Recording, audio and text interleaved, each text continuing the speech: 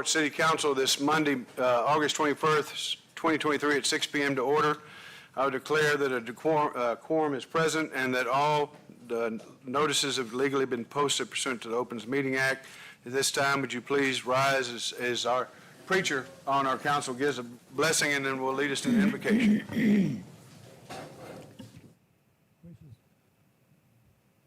Gracious Father, we thank you for this day. This is the day that you've made. We thank you, Lord, for us coming together to make some important decisions. We ask, Lord, that you would guide our minds in the right direction, give us the right thoughts. We ask all these things in Jesus' name. Amen. Amen. I pledge allegiance to the flag of the United States of America and to the republic for which it stands, one nation, under God, indivisible, with liberty and justice for all. Honor the Texas flag. I pledge allegiance to.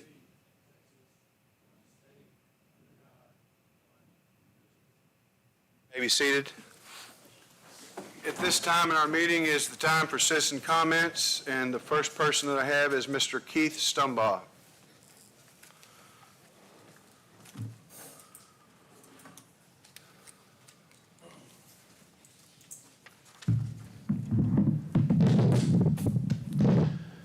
Good evening, Mayor Bass, Good evening, sir. Mr. Kelty, and City Council members. My name is Keith Stumbaugh, and I'm the new spokesperson for the concerned citizens of Freeport. The CCF membership has approved the following statement to the Freeport City Council. On May 30th, I received a call from the Freeport City Manager, Mr. Tim Kelty. Mr. Kelty told me the Freeport Post Office brought him a few hundred letters that had been mailed to Freeport residents, all with insufficient postage, and all with the return address of, quote, concerned citizens, 200 West 2nd Street, Freeport, Texas, unquote, which is, of course, City Hall. The post office was requesting the city pay the additional postage owed on the letters. Since the return address had concerned citizens as the sender, Mr. Kelty wanted to know if the CCF had mailed the letters. I told Mr. Kelty that CCF did not mail the letters and that we knew nothing about it. Soon thereafter, many Freeport residents, including myself, began receiving these letters in the mail. The unsigned documents in the letter called for Mr. George Matamoros to resign from City Council and from all city boards and committees that he is a member of because he allegedly lied under oath during a trial in 2011 in which Matamoros Construction, owned by Councilman Matamoros' father, also George Matamoros, had sued the Freeport EDC for failure to pay for work performed. The letter's cover pages contain false and misleading statements about Councilman Matamoros. A copy of the lawsuit naming George Matamoros as the plaintiff is also included in the letter. It would be easy for anyone not familiar with the lawsuit to mistake Councilman Matamoros' father, listed in the lawsuit document, for the councilman. The search of public county records reveals that a withdrawal of assumed name document dated March 13th, 2007 shows Councilman Matamoros removed his name from the Matamoros Construction Company and was not part of his father's company in 2011. It is obvious that whoever mailed these letters wants to remain anonymous. It is obvious that whoever is responsible for this mailing wanted to make it appear that the CCF mailed the letters. It is obvious that whoever is responsible does not like Councilman Matamoros.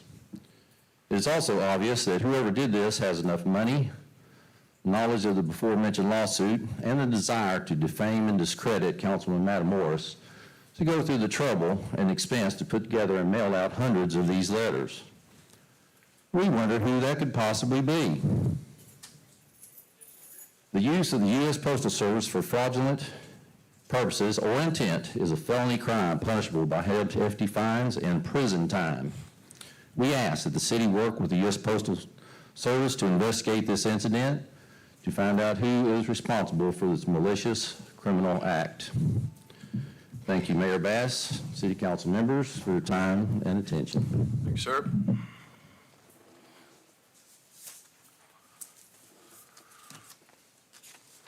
Mr. Matt Hendricks.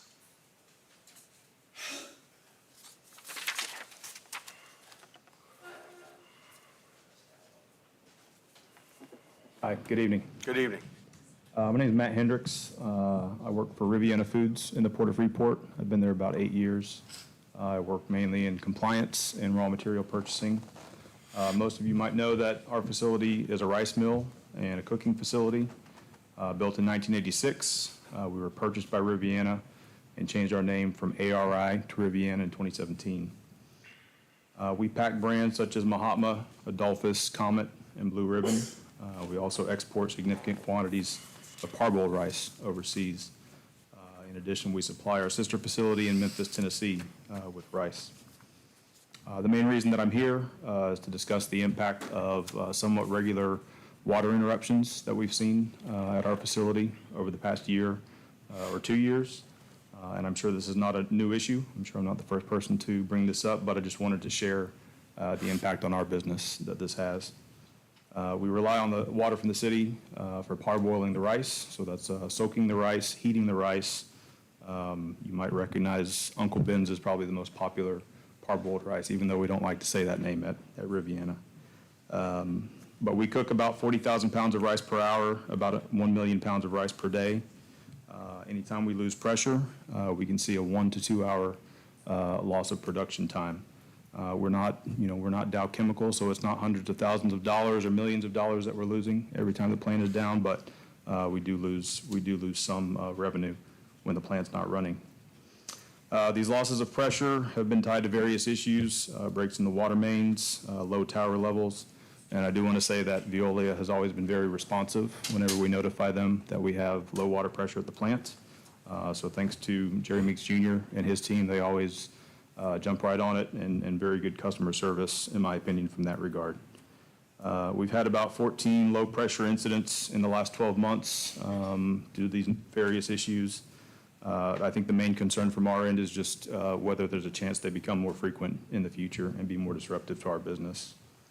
From our end, we are installing a surge tank to kind of alleviate the issue, but this will only allow us to run for about 1 to 2 hours if there is a loss in pressure. So would not allow us to keep going if there's an extended loss in pressure. So I'm not asking for any particular solution or answer on this, just to let you know the impact on our business. Thank you. Thank you, sir. Anybody else on citizen comments?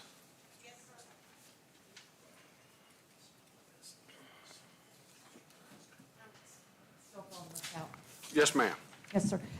I just want to speak real quick on that water issue. It's not that it happened, it's just is that we're not getting the information, the citizens aren't. I understand about the bridge, whatever it's called. Yeah, okay.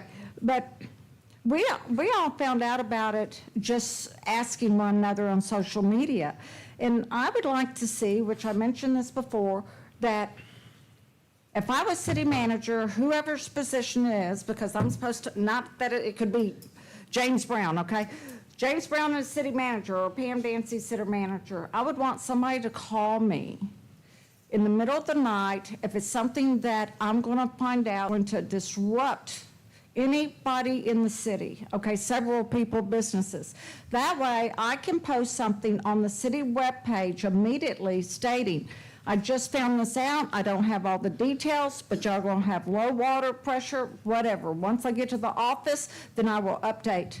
And I think that way, instead if I got a call at 9 o'clock in the morning, okay, the hotel, I went to visit him, he got a phone call at 1:30 in the afternoon, and he has a business. And we understand these things are going to take place, but I think that if you guys would just put it on the city webpage, somebody is to be the head leader on that. I don't care, you can call me, I'll post it. But somebody needs to be on top of this. And I would want somebody to call me right away. Why? Because I'm supposed to manage the city. Number two, it's good PR. And number three, then Pam Dancy can come up here and say, what a great job. Everybody's communicating with one another. And it just shows respect that you guys care for us instead of waiting several hours down the road. Thank you. Thank you. Be sure and turn your form in, please, ma'am. Oh, yes, I will. Thank you.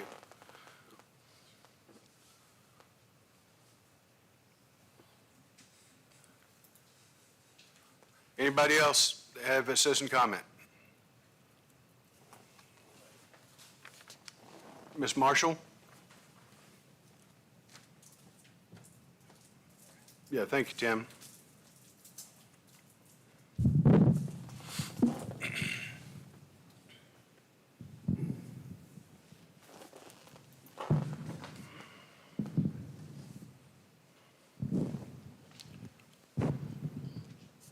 Good evening. Good evening. Shonda Marshall, 135 Brazos Landing Court.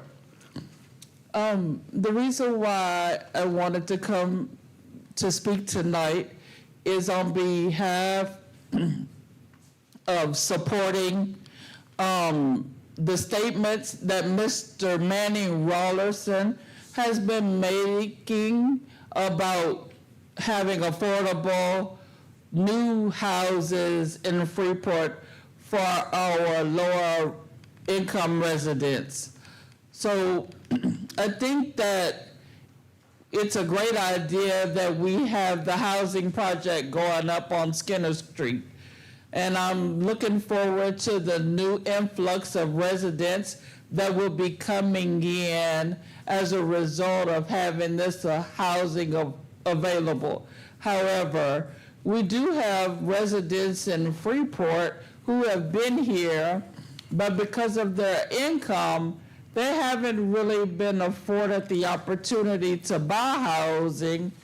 And with the price of the houses at $200,000 to $300,000, they won't be able to afford these houses on Skinner either.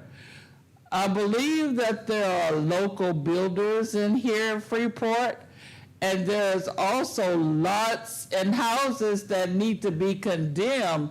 So on these lots and in replacement of these houses that need to be condemned, we could get with the local builders to see what can they do to provide some new lower income housing for our residents who have been in Freeport for a lifetime. I would just like to see us be able to give them something nice, safe, and something that they can afford. So I hope that our leadership will take the opportunity to at least start the conversations with the builders to see what, if anything, can be done. So I just want to again thank Mr. Rollerson for bringing this to the forefront and for being passionate about seeing that something can be done.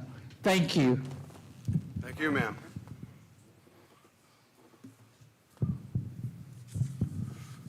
Ms. Clark, I don't, silence and crowd. You want to speak in the general, or do you want to speak on 4 and 5? Citizens' comment. Citizen comment, all right, thank you, ma'am. Carla Clark, 411 Selfish. I don't know if you can hear it up there, but when some people are speaking, there's a lot of negative remarks coming from the crowd. And I think that it would be good of you to just ask them to hold those remarks and snide comments and say them to themselves when they leave. I agree 100%. Thank you, ma'am. Ladies and gentlemen, well, I'm not supposed to respond, but I will say as an etiquette, we need to try to use good conduct, good manners, and good citizenship. And part of that is listening to those that we may not want to listen to and not popping off if we want to pop off. There's an appropriate time and place. So I would re-urge what Ms. Clark has to say. And Ms. Clark, I don't hear very well. And in fact, I'm going to finally break down and get me some hearing aids because the judge told me the other day in court that if I didn't, he was probably going to hold me in contempt. So Brooks will be able to hear everything all the way out in the back here pretty soon. So with that, anybody else from the audience want to say anything? All right. We have a general statement from Jeff Pena.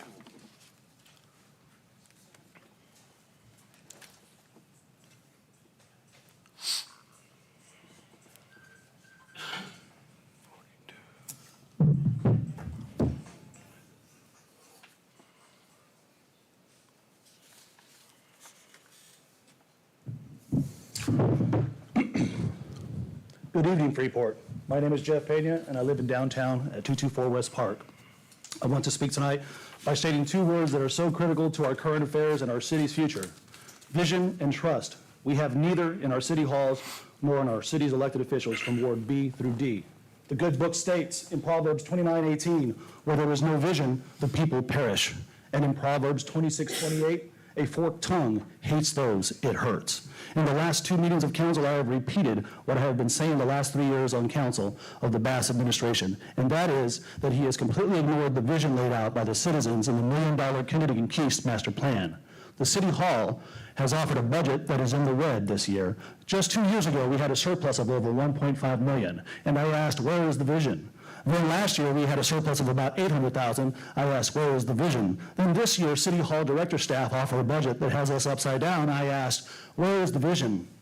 Where did the $1.5 million go, the $800,000 go, and why don't we have those monies? And tonight, as we look at a budget that still has no vision and is grossly self-serving with fat raises, lazy contracts that are not enforced, and stupid increases to the very items that are bleeding the city of money, I tell you, this budget plan is a bankruptcy plan. It will bankrupt Freeport. With the public land giveaways for Dollar General, which thankfully went awry, or land giveaways of $3 million to $5 million for the land on Skinner for $150,000, the gutting of Freeport is on full display. Why? Do they hate Freeport? Don't believe me? Just look at tonight's agenda. City management is actually recommending giving away our sovereign ETJ land, our future growth land, to our neighbors in West Columbia, just like they did with the East End in selling out to the port. I ask, where is the vision? Truth is, there is no vision. This is the wolf in the hen house on full display. That blind and blatant disregard for our land and value today and tomorrow is just the simple examples of evidence that they offer no vision or have any understanding of what a vision of value and growth looks like. I don't say this out of anger, my friends. I say this out of truth. I say it to ensure you are aware, Freeport. The numbers don't lie. They want to raise your taxes to fix their corruption and mistakes. I ask, how can we trust them? Residents scratch their heads and lean on the old, sad, but true tropes. Someone must be getting a kickback. I ask, how can we trust them? They ask, why are they giving away our land? I ask, how can we trust them? I used to simply say, I do not know, but I am a pattern of behavior kind of guy. And the repeated examples of thievery of city property to the lowest bidder has made me come to believe it is likely worse. And when city staff or residents come to me, but too fearful to speak out, my fears are sadly confirmed. If you don't have trust, you have nothing. I was recently asked, when does all the corruption and controversy end in City Hall? I responded, when those that speak with forked tongues have their tongues cut off. We have to clean house. I went on to ask, if a dog bites your child, what do you do to the dog? I ask, how can we trust them? If a spouse discovers infidelity, I ask, how can we trust them? If you find out your secretary has been stealing $20,000 in credit card charges, I ask, how can we trust them? If the city manager illegally fixes a $1.2 million contract bidding process for the city hall to a personal family friend or a member of their church, do we just shrug our shoulders and not investigate? I ask, how can we trust them? If the mayor does something illegal or acts out in physical violence at a council meeting, do we just shrug our shoulders? Do we just excuse it with, he just has a bad temper, or he has no self-control? I ask, how can we trust them? If the mayor keeps repeatedly voting to protect his friend from paying back the city hundreds of thousands of dollars despite the overwhelming evidence and verification by multiple attorneys, I ask, how can we trust them? The simple answer is this: they can't be trusted. There's no trust, there's no vision. Just higher taxes, fat raises, land giveaways, and friendly cover-ups. Thank you. Thank you.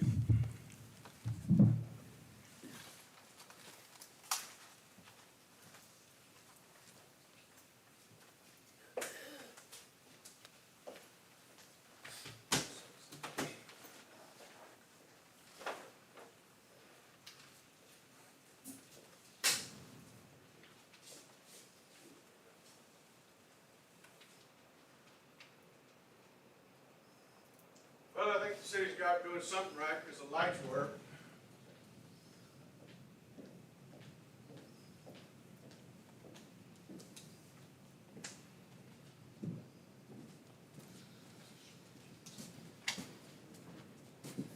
And recently, Texas Municipal League came out, well, there was a query made, and y'all who don't know what the Texas Municipal League is, Mr. Lawyer, will you tell us what the Texas Municipal League is, please, sir?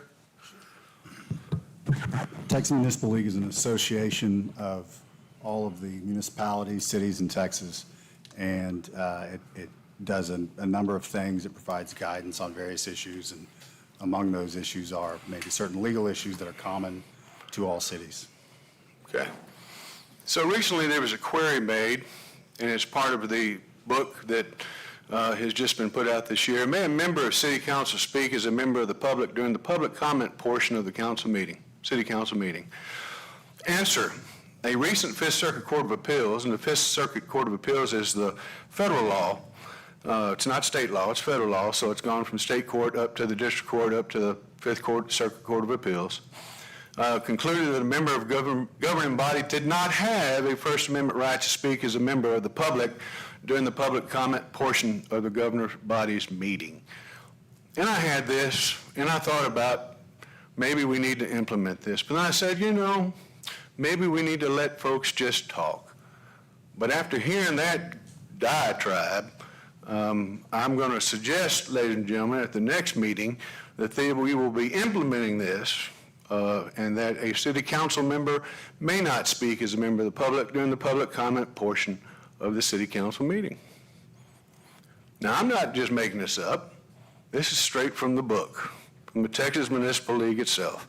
And it's a shame that we have to get to that. But here, Ms. Clark wants us to be quiet in the audience, when she's absolutely right. But we have folks come up here and talk about adultery and talk about slowing cases down and God knows what else. But that ends. So next meeting, we will be implementing this. And so if it affects somebody that's a city council member, so be it. So with that, we'll now go into the Employee of the Month for July. Mr. Kelty, why don't you lighten the mood a little bit and tell us who the Employee of the Month is. Who do we celebrate today?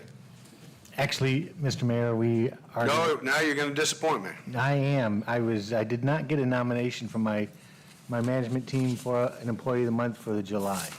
All right. It's Well, then not to say that we don't have fantastic employees. We do.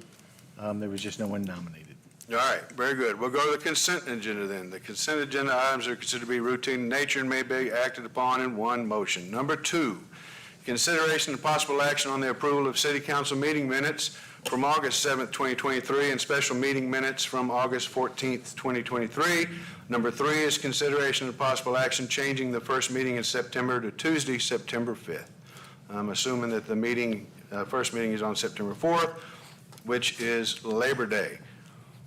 So with that, I'll entertain a motion. Mayor, I'd like to make a motion to approve the consent agenda as presented. Thank you, sir. Do I have a second? I'll second it, Mayor. All right, so Betty, we have a motion from Councilman Matamoros to approve and a second from Councilman Kane. All those in favor say aye. Aye. All opposed? Motion carries 4-1, nay with Councilman Pena with a nay vote. Council business regular session, item number 4, proposed fiscal year 2023-2024 budget discussion. Kathy Zell et al.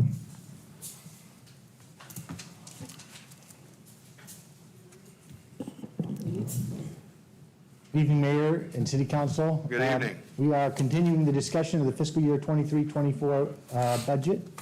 But before I get into the presentation, there are a couple things that I would like to address. First of all, the proposed budget for fiscal year 23-24 that has been submitted to each of you and put online will not, in fact, bankrupt the city. The proposed budget does maintain a 90-day reserve in the general fund and significant funds over and above the required reserve. Yes, the water and sewer fund is struggling, but we are proposing changes to the rate to ensure the fund stays intact. In fact, the funds over and above the reserve that we are currently showing are $931,135.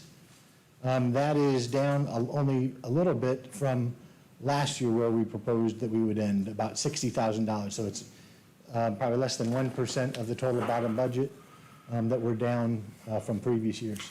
Second, the proposed employee raises are not self-serving. The raises that are proposed are a tool to retain current employees and recruit qualified candidates for employment. There are currently employees in the field and clerks who do not make $15 an hour. Employees work hard for the city and need to be recognized for the work that they do, not beaten down by unwarranted and baseless critiques. City staff are not fat, lazy, and stupid. They are hardworking employees across the board who want to serve the citizens of Freeport very selflessly.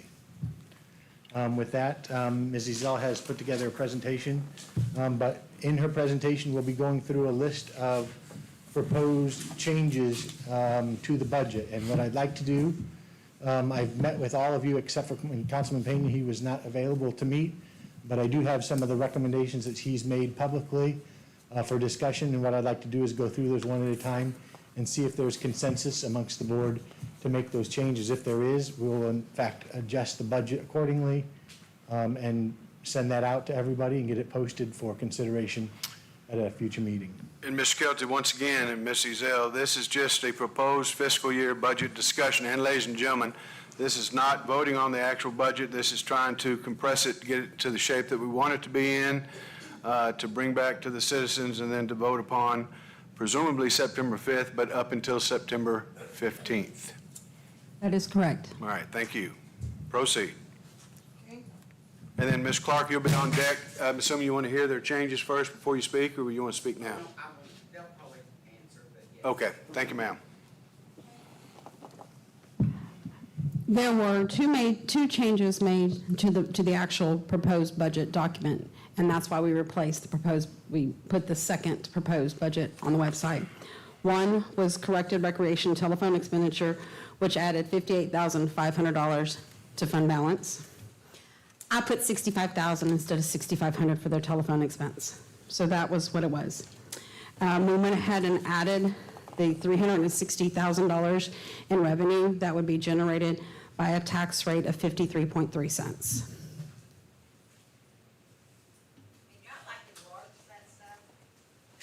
That's the biggest I can get. Sorry. What that does is our revenues are now 18.8 million, expenditures $17.8 million. Our expenditures exceed our revenue by a little over $1 million. The net transfers are still the same at $1,761,750. That gives us an ending fund balance of $5,378,151. Our operating reserves, which we are required to keep per your fund balance policy, is $4.4 million. That means after these two changes that were made to the budget, we have $931,135 over and above reserve.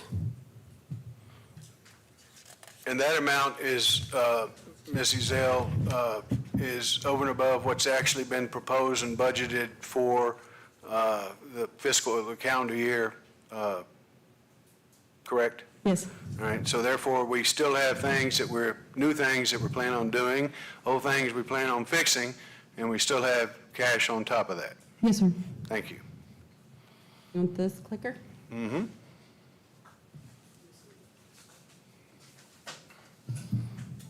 So one of the things that we were looking at, some of you weren't on the board last year, but last year when we were at this point, Mayor Bass challenged us to cut the budget by about 5%. And we went through the budget and made as many cuts as we could. There were some ads that ended up getting added back in, but we did, in the initial draft, make that 5%. So this year, he actually asked us to go further than that at 7.5%. Now, I will tell you, 7.5% is $1.3 million, $1.33 million. And after the cuts that we made last year, without some pretty drastic cuts, it is going to be challenging to get there. We did come up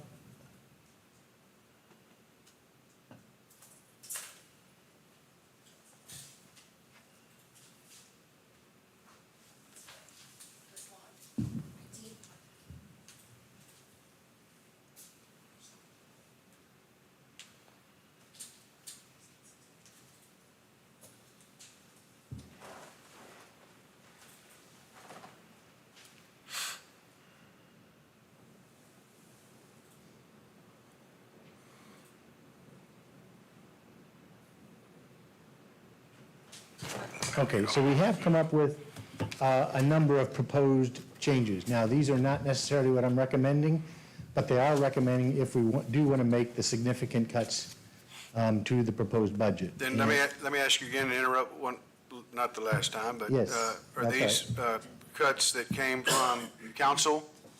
Are these some of the proposals they presented? Most of the cuts that are proposed here, and I will, if there's specific cuts that were requested, I will point those out. Okay, Most of these cuts are just things that we identified, trying to get as much that we could to reach that 7.5%. And I will tell you, we didn't come close necessarily unless there are some dramatic actions taken, which I'll talk about in a minute. I also did want to point out on page 88 of the budget, it talks about the funds received from the port for the east end, and we did actually receive the first payment from the port of $7.1 million, and that has been deposited into a special fund that we've created, and it is there for us to utilize for whatever projects y'all identify. We have identified a few projects. Some of them are required. One of them is the relocation of the lift station that serves that end of town. And that cost, in the budget, I included $900,000. We're probably going to have to bump that up to the original $1.2 million that was included in the agreement. But it also includes $240,000 reimbursement to the school for the demolition of OA Fleming. It includes, between the streets and water and sewer, it includes $2.5 million for the construction of the infrastructure in support of housing in that area. Now, I will tell you that when that investment is made and we begin to sell lots. well, let's back up real quick. Are you telling me that part of that 7.1, which will be a total of 8.9, I believe, The total amount is 8.9. that what did you say, I'm estimating $2.5 million. is going to be used for infrastructure, roads and sewer over on the O.A. Fleming property? Yes, sir. Road, sewer, water, electrical, gas, streetlights, sidewalks. Okay. Ms. Marshall, I want you to hear this because this specifically goes to what you said earlier, that is that the area then we're also, as council, going to be pushing for local builders to come in and build homes there? That's correct. Now, like I say, when we sell those lots to those local builders for the development of that area, the revenue from the sale of those lots would come back into the special project fund. And I would estimate that we'll probably be able to make about 80% of the cost back from the sale of those lots. What's 80% of 2.2 million? It is 6 plus 1, 7 million. We got, Jerry said 1.8. This is for peppermint. This Anybody is, wants I peppermint? will tell you that 80% of that is $17 million, $1.7 million. Okay, very good. I will collect my peppermint as soon as I, Well, once Kathy says you're right, Mr. Kelly, 1.76. I was closer, Mayor. There you were All right. close. Mr. Kelly, I have a question on that very point. I'll give the peppermint to Kathy. I'm sorry, what did you say, Councilman? I have a question on that very point as to why we're putting the cart before the horse and budgeting housing on a property that we haven't decided how that's going to actually be utilized. And yet we're here talking about, which I like the idea that we're going to actually sell the land versus give it away, unlike what we've done here on the 19 acres on Skinner Street. And I'm hoping that we use the same prudence that we're using or trying to use here at OA Fleming over on the 19 acres. And instead, use that for either affordable housing or senior living. And so I'm just curious why this is in the budget when council hasn't even decided how the layout's going to be. But more importantly, when we're looking at this infrastructure cost of $2.5 million, I'm just asking, why are we determining ourselves how the layout of that's going to be? Because that's what I'm assuming here, is that these numbers are based on a certain layout that somebody has decided upon, because this is the first time I'm hearing about it in terms of a city council discussing it. And so I'm curious, who decided what the layout was going to be so that the developers can come in and try to fit their homes on a space that they can sell their product in what might possibly be not the best way to sell their product, and unfortunately then potentially not even able to sell those houses to Would you like future to- residents. Would you like to handle that? I Okay, can go ahead. respond to that. So the layout has not been decided. I was actually going to propose that this development of the residential area of this OA Fleming be done in phases. I was anticipating, because we've also talked about developing a park over there. We have talked about So the developing a city park, council and has what talked also about- have we talked about as a council developing over there? Housing? Absolutely. Multiple times, we have talked about utilizing that property for resident. Matter of fact, the agreement with The school the school district requires that we use that for residential development. Now, they have allowed that we can go ahead and put a park over there, but primarily they want to see that land used for development. So the plan that I'm going to be proposing to council, and again, it will be up to you. Could you pull the mic up, please? Yes, the plan that I would be proposing to council is, of that 9-block area, that we used 2 blocks of that for parkland, and the remaining 7 blocks for residential development. It's currently platted in a grid layout, and that, again, there is not any ditches that we have to deal with in this particular location. So to maximize the number of lots that we can put in there, we would be looking at that type of grid development. Now, we may cut some cross streets and make some longer blocks that would be able to add a couple of lots in doing that, but that has not been determined yet. Nothing is final on this yet, is that That's correct, correct. Tim? It will have to go actually to the Plan Commission for plating and to council for final approval. So this number that I have in here is a round number. The total cost for infrastructure for this will likely be more than this. But like I say, if we build it in phases, build it, what we can, and then sell the lots, that money will come back into this, and then give us additional money then to finish it out. And I appreciate your foresight, because I think that's what you're doing, is you're using foresight in regard to this, and I think that's what the people want. Tim, your administration is putting this out, and I appreciate you bringing that attention, and I especially want Ms. Marshall to hear that, because we are going to be looking at exclusive home builders from the city working here. Will that work out? I don't know, but that's the idea, and we're going to give them a shot, and hopefully we can build homes that people can afford, decent homes as well. Well, But, I would disagree with Councilman Peña's assertion that this is being done by staff without any council input, because of the fact that this is something that we've been talking a lot about for the last 2 years since we originally signed the agreement with That's not the true. school district, or approved the agreement with the school district. Well, I don't hear a Allow me lot, to- but I have heard that, excuse me, Councilman Peña, I don't hear a lot, but I have heard us talk about it a number of years, and I like to think that we're actually moving forward on that. So thank you, sir. Well, let me clarify the record on this, please, because I want to make sure that I'm not misrepresented or that my words are twisted in the wrong ways, and for that matter, false credit is given in the wrong places.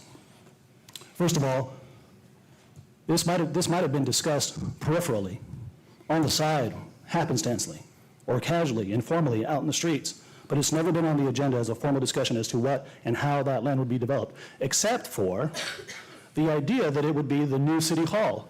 And that was actually done with a study, taxpayer money, so to get an estimate, and I think the architectural firm that we use, I can't remember the name off the top of my head, estimated somewhere between 10 and 13 million, which about 9 months ago, I then put out a video saying, hey, we need to make sure that we do not spend $10 to $13 million on City Hall over at the OA Fleming space to repurpose it, but instead spend the $300,000 on the City Hall where it stands now. Budget came back at $1 million. I said, fine, I'd rather spend $1 million than $10 million, number one. But here we are. I just want to make sure that we understand that we have still not really had a formal on the agenda discussion on how and what we're going to do with this land, and yet here we are, we have a budget item that we're supposed to approve. There's no foresight to that. That's the cart before the horse. Actually, Actually, no, let me answer this, Councilman. Actually, it's not in the budget to approve. It's pointing out to the citizenry and to council and to you, if you read your materials, Yep. where the money is parked, and it's there for its usage. So it's not a budgeted item that's going to be used specifically in the ways that we talked about it, because we still have some more discussion. But I thought you'd be happy. just wanna make I thought sure- you'd be happy to have I'm happy that houses. there's no ambiguity. I'm happy that there's No. planning in place. I'm Good. happy that when the open market is actually deciding the density level and not city staff deciding what the density level is. We're going to have a better value of return of our tax dollars when we have professional development companies telling us, hey, here's my proposal. I see a density potential of 250 homes. This other one said, I have a potential possibility of density of 500 homes, versus the city saying, well, we have maybe 100 homes here, or 120 homes. That's what I'm talking about. Let's make sure that we have it out there in the market so that we don't get stuck with this, well, we haven't done anything here, let's just give it to the first guy. Oh, Maddox is here, let's just give it to him for free for $150,000. And it's $1 million That's property. not on the agenda tonight, sir. That's why I'm saying it's not on the agenda. I'm not even sure it ever has been. So in regard to his statements, and I'm going to assume that he's mistaken and not just saying things that he's making things up.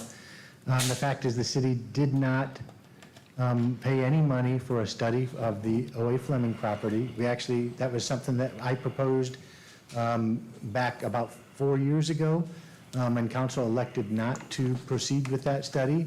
In fact, in the discussion and is in regard to the development of housing on that location, council actually has had that discussion and voted on that discussion in connection with the agreement between the school district and the city of Freeport. That's what I remember, Tim, but, I don't know.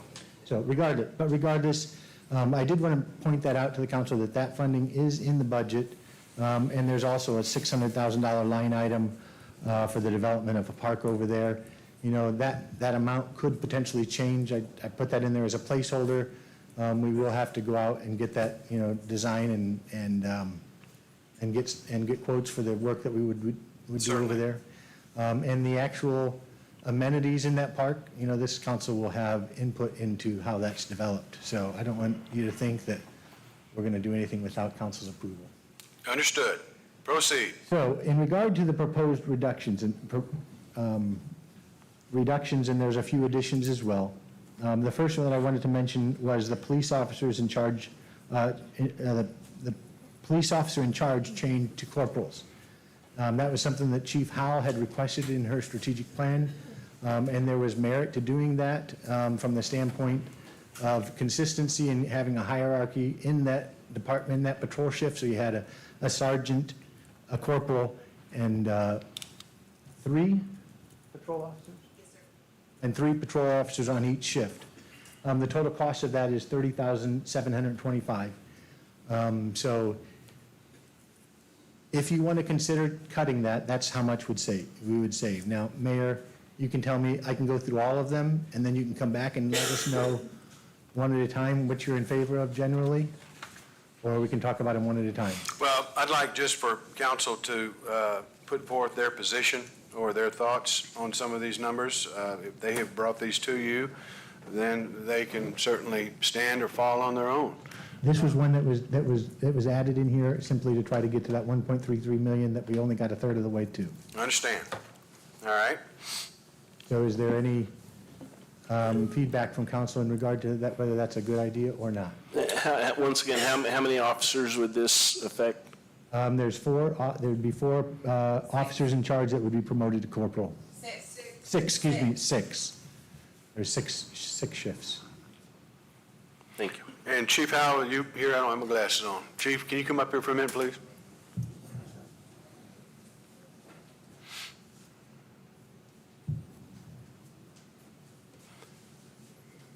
Chief, don't go too far.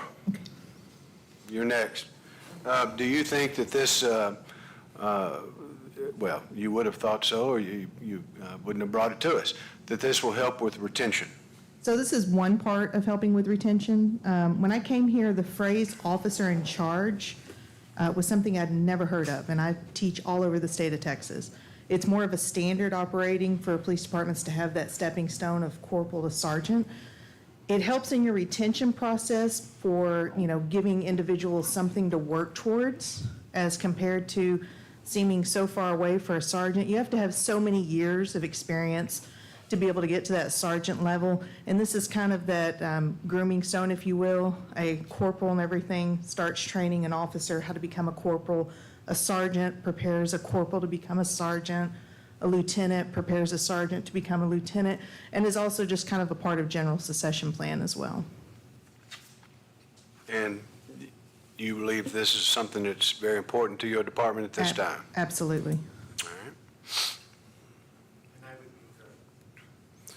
Okay. I would concur. All right, Chief, and let's jump to number 2 real quick. The only adjust police salaries, patrol, animal control, jailers, dispatch step plan by $2, excludes the 3.5% cost of living adjustment. Tell us about that, please. So in the strategic plan, there was a request to increase patrol, animal control, jailers and dispatch by $2, and then also to include a 3.5%, actually, they'd asked for the cost of living that was given to everybody else. We are proposing a 3.5% cost of living adjustment, budgeting that.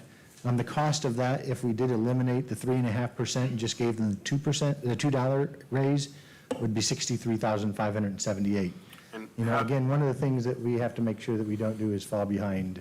Sure, and that's what I was going to ask Chief. How does that put us in position with an increase of $2? So I'll be honest, you'll still be behind. I mean, I'm trying to do baby steps along the way.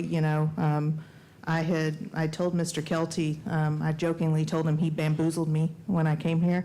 I didn't realize how far behind on some things that Freeport PD was, and so trying to get it, more up to date on a number of things, and of course, salary being one of them, to be able to retain people. I think it's important for citizens to be able to not have to see a new face every 6 months or every year, for them to be able to see those officers and have that relationship with those officers. And if those officers can go, across the street over to Lake Jackson, Clute, even Oyster Creek, and actually make more money, then, they don't even have to leave the area to be able to provide better for their family. Thank you, well spoken.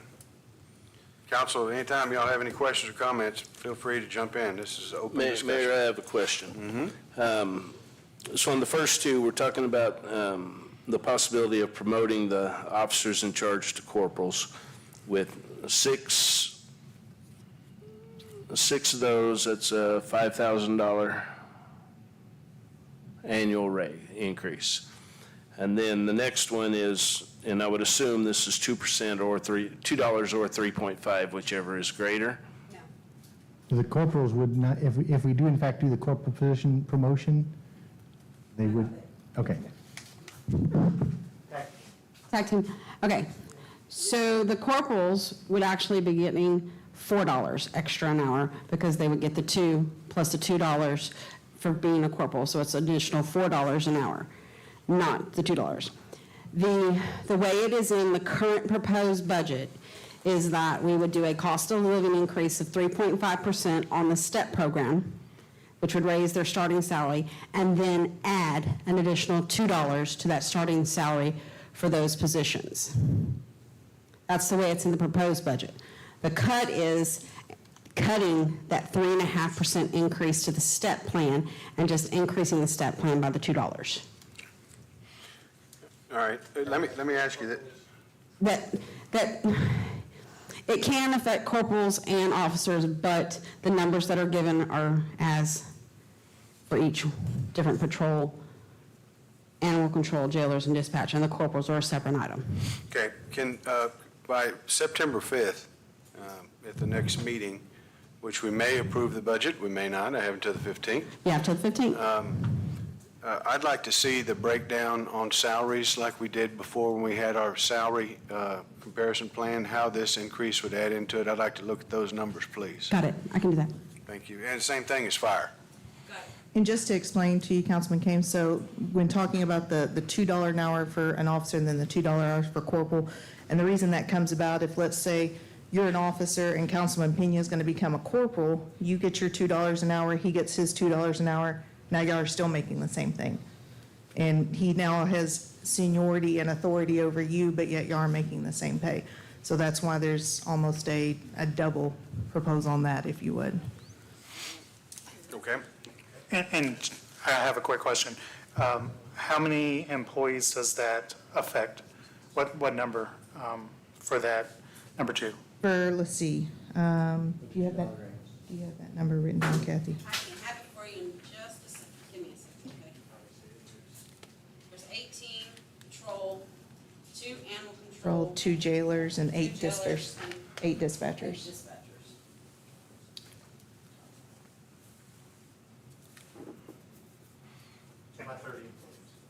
Anything else, Councilman? No, sir. All right, thank you. So let's, if we could, get those numbers to us. Okay, thank you. All right. We'll go ahead and leave the numbers in the budget as they are until you get that information. I had a question. I wasn't sure if Councilman Rosso had any questions first. Go ahead, Councilman. If you got a question, you can ask a question. Just go through the mayor, sir. You know, I think about how we come to this budget review and as it relates to the first responders, both the police department and the fire department. And I just wonder, I always ask the question, are we doing the most responsible thing in terms of how we, what the city's policy and philosophy is for having first responders, you know, quality police officers, well-trained. Same thing with the fire and EMS, making sure that we have strong staffing there. And I've said this before, I'm interested in having our guys be paid fairly. I'm happy with above average to the best of salaries, but I want to make sure that we have retention policies to keep everybody here, and that if they don't stay, we get that money back. And maybe those raises and those increases are held in escrow until those anniversary dates. But I'm just trying to make sure that we protect our tax dollars, because I don't want anybody training on our dime leaving our city.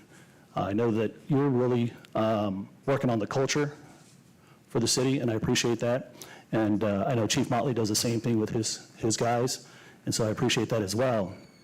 And so I just want to make sure that in terms of an overall strategy here, that we're looking at some kind of policy and program that's overriding the salaries, that's above and beyond the numbers. It's about the principle behind it. And I'm just curious, what are the guiding principles here? Is it to be the highest and best paid? Is it to be the most loyal? What are we trying to do here? Because if not, this is a rabbit hole that will continue every year. And the numbers, I mean, nobody wants to say no to the police. Nobody wants to say no to the first responders.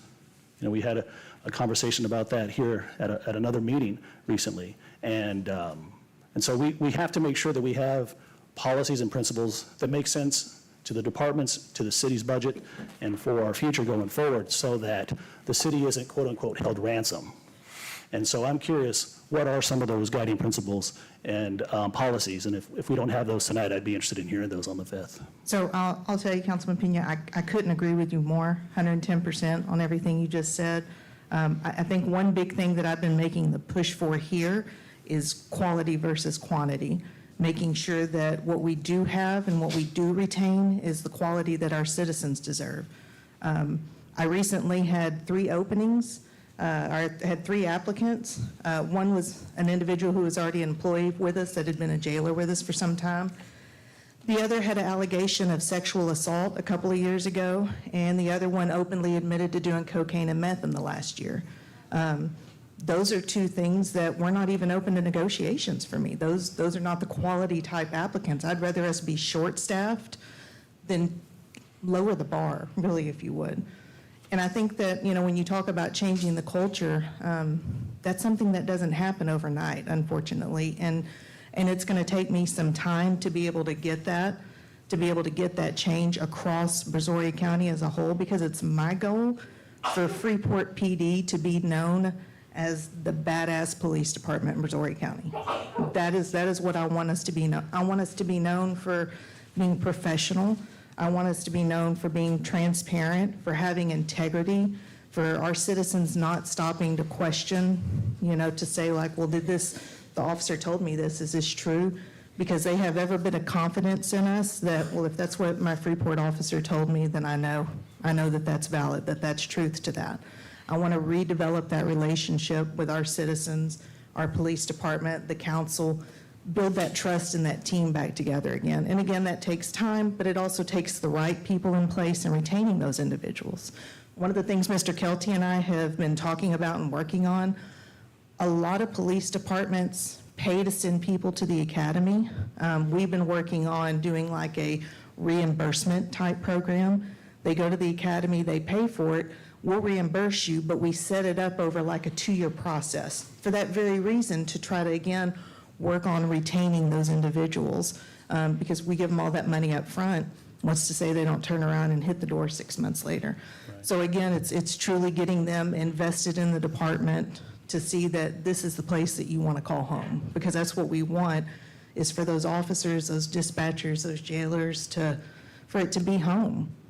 Because I mean, it's the citizens' home, and we want this to be everyone's home together. Thank you. I appreciate, I always say it starts at the top, Chief, and I appreciate what you've been doing since you've got here or been here with us. And, I don't disagree with everything you've said here. And those are all the soft pieces of the police department's, I guess, maybe the soft touch, the human touch that everybody's looking for.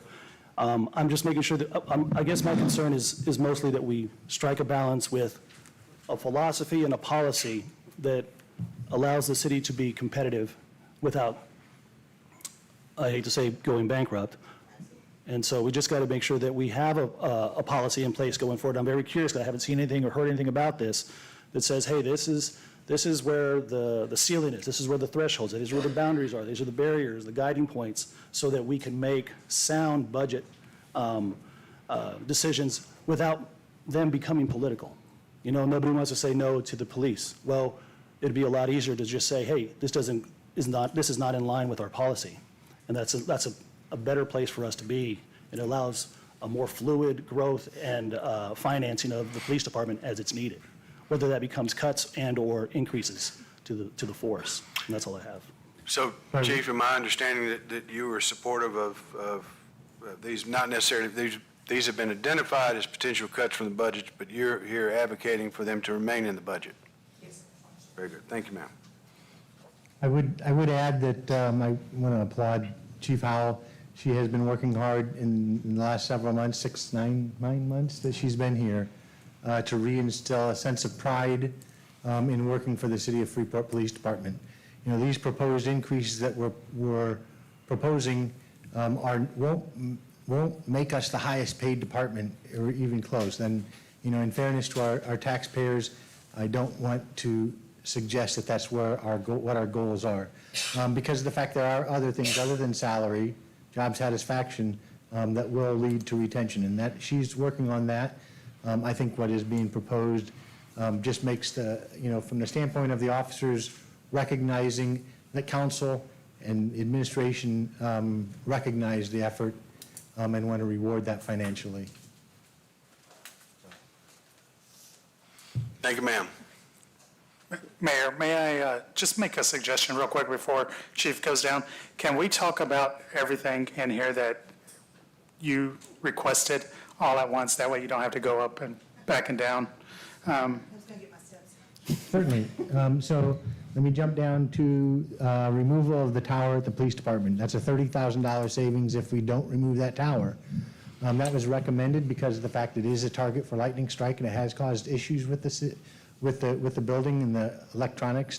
David Fernandez, sometimes has to work overtime getting things put back in order when that does happen. But it's stood there for the last 50 years. And so if we left it there for another year or two, we'd save $30,000 in this year's budget. It just kind of kicks the can down the road, though. I think it's actually a good thing to cut out, because I am going to be reaching out to a number of different companies that do that type of work, and see, some of them are right here in the city of Freeport, and see if we can't get some spirit of volunteerism, and we'll let them keep the metal.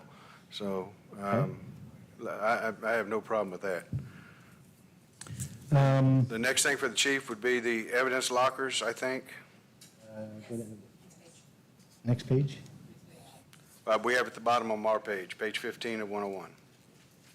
New evidence lockers and then equipment for one police vehicle to be funded from court security. And one police vehicle. Okay, yeah. So One of the other things that she had requested was new evidence lockers. If we cut that, that'd be a savings $11,000. I know she's working overtime to make sure that we try to keep our recognition in the Texas Police Chiefs Program. There are a lot of things that were not done prior to her getting here. And so I think this is one of the things that is needed in order to do that. Is that correct? So actually, we have two different locker systems. One of them I'm in the process of replacing right now, and we actually pulled that from our asset forfeiture funds, and so I was asking the city to be able to cover the cost of the other. There's several of the doors that they don't lock, they don't properly secure. So like if an officer collects evidence at 2 o'clock in the morning, and then they go to put that evidence in there, if it's a Friday night, the evidence tech doesn't come back till Monday, keeping those items secure and keeping the integrity of the case in check. Any way to, I'm not trying to nickel and dime, but any way to fix the individual locks on this thing? Unfortunately not. It's such an old system that there is no more repair of it. Actually, I think we talked about it way back when I first got on council, like 6 years ago, and we didn't replace it, so. Yeah. Okay. All right. Another item that was included was actually brought up by a couple of council members, and that was the elimination of one of the vehicles. Is that right? What we're going to do is the warrant officer's vehicle. I'm sorry. The warrant officer vehicle is up for replacement. Because he is the warrant officer, we can use the court security funds to fund his equipment. So we're going to fund the outfit of the vehicle with the court security funds. Okay. So that is a cut. We will just be moving it to the court security fund. And then the car, Hold on. That would be a cut to the court, to the general fund, and basically moving that cost into the court security fund. So it is a net zero impact on the total city bottom line. But it would be an increase, or excuse me, a cut to the general fund. But then the other thing is eliminating one police vehicle, and that was brought up by a couple of council members as a possibility, and because they have requested 3 vehicles. One is the warrant officer vehicle, another is a patrol vehicle, and then the F-150 that would be for patrol, you use at the beach.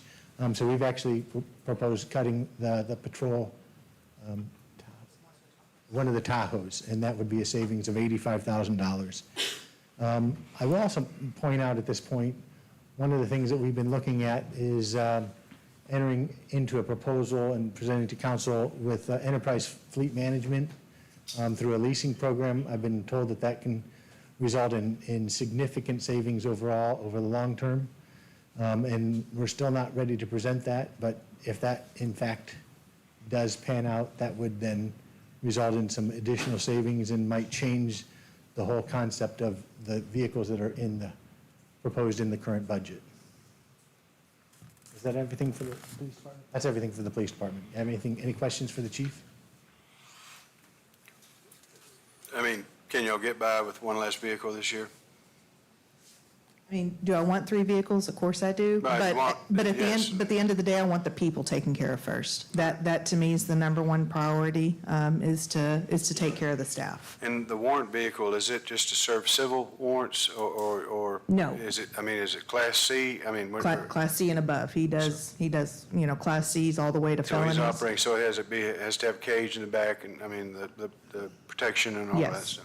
Yes, and he tends to oftentimes and everything travels to Amarillo to get somebody for a felony warrant for us. And Sure. obviously, when we push him on the road, we want him to be in, his vehicle is one of the older ones. However, though, he does very good on taking care of it. It's probably one of the best oldest shaped vehicles that I've ever seen, so. All right? I would be interested to see the year, make, and model and mileage on the 3 vehicles that are in question. Okay, I can get that for you in about 5 minutes. Whenever. If council wants to know that information, then we can present it here. If not, we can meet up sometime later. Yeah, that'd be interesting to hear that also. So, yeah, if you can Yeah, I can go back in there and pull that info up real quick while you move to the next topic. Okay? Any other questions? Don't think so, thank you.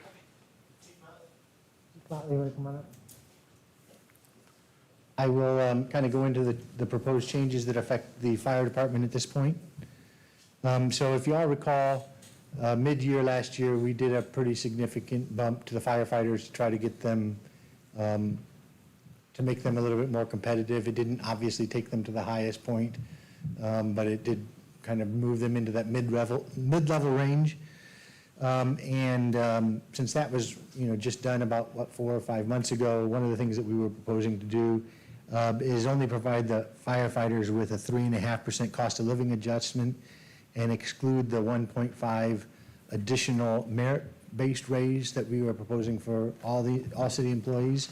And that would save up to $17,000. Any questions in regard to that? Yeah, there is more for the police, or fire, for the police chief. Yeah, the fire reserves PPE. I mean, it's a personal, So there's a couple of them. The fire reserves, personal protection equipment, one of the things that the chief is trying to do, because of the fact that currently our slate of firefighters allows us to have five person per shift on fire and EMS. And I've mentioned before that, when an EMS is responding to a patient and then transporting them to the hospital, if there is a structure fire that the department responds to, they can't go into that fire until there's 4 people on site to meet the 2 in, 2 out rule. So it does hamper their ability to respond to fire, and there is a need to grow the department. And one of the things that Chief Motley has done, the last couple of years, he's tried to get a SAFER grant that would pay for the first 3 years of adding up to 3 new officers that would allow us to grow that to 6 people per shift, and then, hopefully in the future, we might do that again. In the meantime, one of the things, and I think that actually council had asked about this, is to look at the reserve program, and he is promoting that and trying to get reserves, but whenever we bring reserves in, there is a cost associated with that in outfitting them. So this fire reserve PPE allowed for how many? 5. Allowed for potentially 5 reserve firefighters to be hired and outfitted. all right, thank you. Any questions for the chief?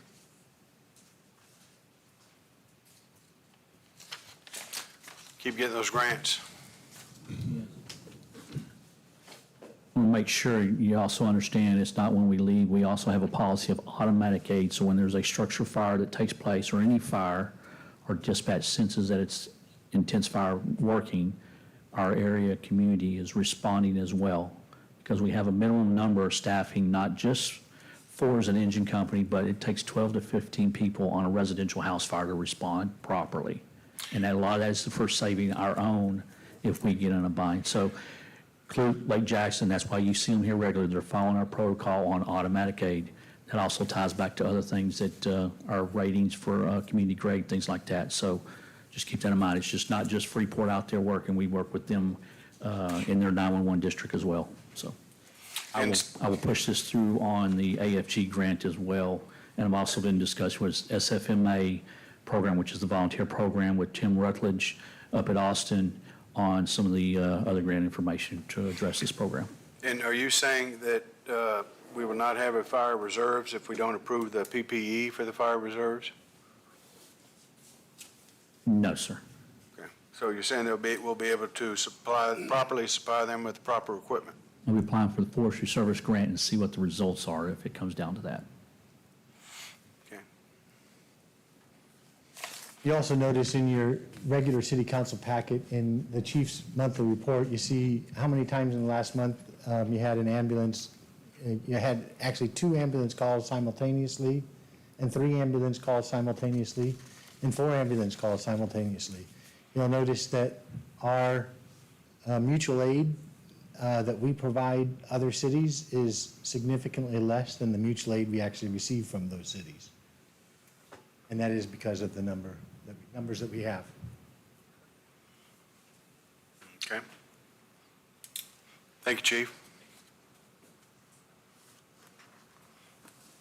I'm sorry for the public, I'm kind of jumping around, so I don't know that it shows up there. Kathy, you're going to have to do your best that you can.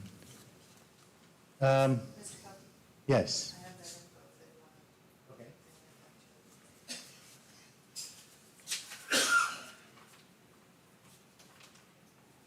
Okay, so the warrant officer's vehicle is a 2015,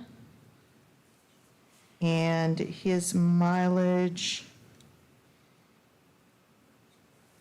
is 159,000. Then we have another unit and everything that is a 2016. Excuse me, Chief, what's the make and model of that first one? Oh, I'm sorry, Chevy Tahoe. My apologies.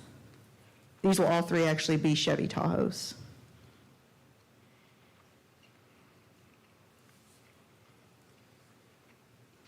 (2016). And yes, the next is a 2016, and the most recent mileage for that was 138,000. And then another 2016, which has actually been out of service. It's only at 105,000, but apparently it needs a new transmission. And so that was going to be, that's why we were going to go and replace it instead of investing a new transmission into it.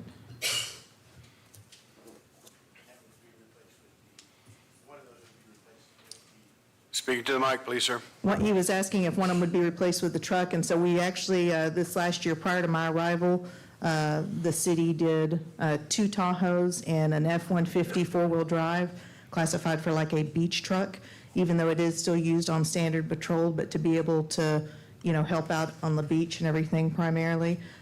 Because that has worked out so well, then that's what we were looking to do this year as well. Instead of doing 3 Tahoes, to do 2 Tahoes and another beach truck. That was our original request, but if we were going to cut one, we were going to cut a Tahoe, keep another beach truck to run them on opposite days, so it's just not running round the clock 7 days a week. And beach trucks cannot transport individuals? No, they can. They can be outfitted and everything.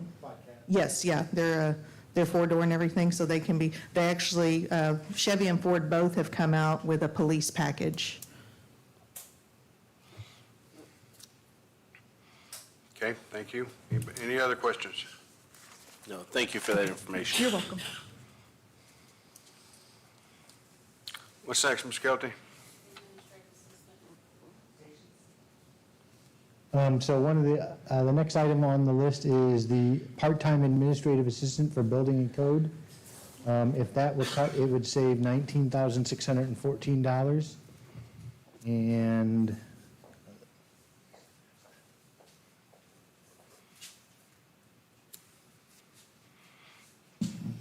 As part of our request for this is we are operating under the same amount of staff that we've operated for more than 10 years, but we have added a tremendous amount of job duties, new inspection programs. In fact, just in the past 4 years, my clerk has been given a lot of Board of Adjustments and planning and zoning duties that she did not have before. So 25% of her job, she's sending out agendas, she's doing minutes, she's doing mailings and newspaper postings, and it's taking her away from the permit desk. So we are asking for a part-time clerk just to help us provide minimum customer service, because when she's on vacation and when she is gone, we don't have anybody to sit at the desk. I have to pull an inspector out of the field that is not trained in that position. It takes years to become a permit tech and to learn what, and to give the correct answers that we should be providing to the public. There's a lot of proactive programs that I would like to be doing that we just don't have the man hours or the time to do right now. Following up on permits, being able to provide a little bit better customer service, and just, to be honest, just covering someone at lunch helps a lot. And so we are asking for a part-time clerk for that position. Thank you, ma'am. Any questions?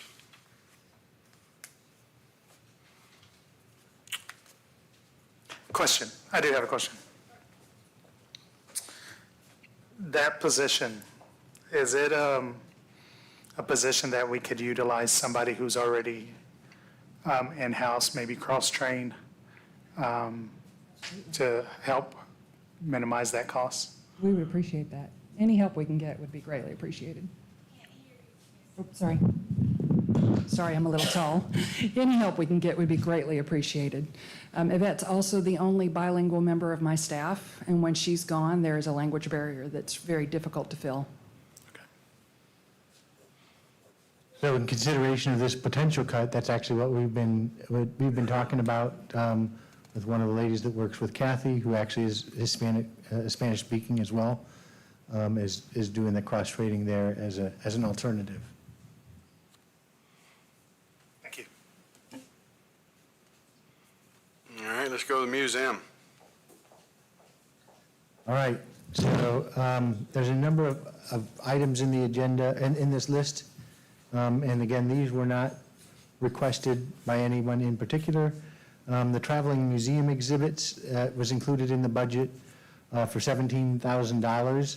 That is a program that Wade has put together, I think, to drive people to the museum. You know, with a shark exhibit, which we actually purchased years ago, you know, I think that they probably had about 1,000 visitors to the museum for that particular event. Generally, visitation to the museum is pretty low, except for when we do have special events or, in this case, a traveling exhibit. And so.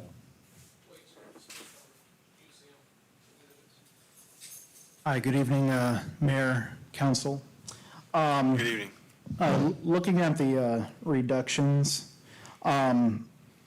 what the museum needs to finish the restructuring project, and I see the light at the end of the tunnel, are museum quality display cases to protect the museum's collection, and we're almost there. In regards to brochures, my advertising budget covers everything from boosting Facebook ads to print, so I'm fine with that. Traveling exhibits, that would be like traveling exhibits that are rented from Humanities Texas, other organizations, and I haven't found too many that are filled with content that would be worth not only my time, but also worth the visitor's time as well. Interpretive panels have already been sponsored by Freeport LNG and Museum Arts, so we're covered there.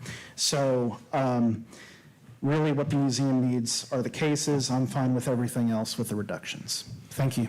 Thank you.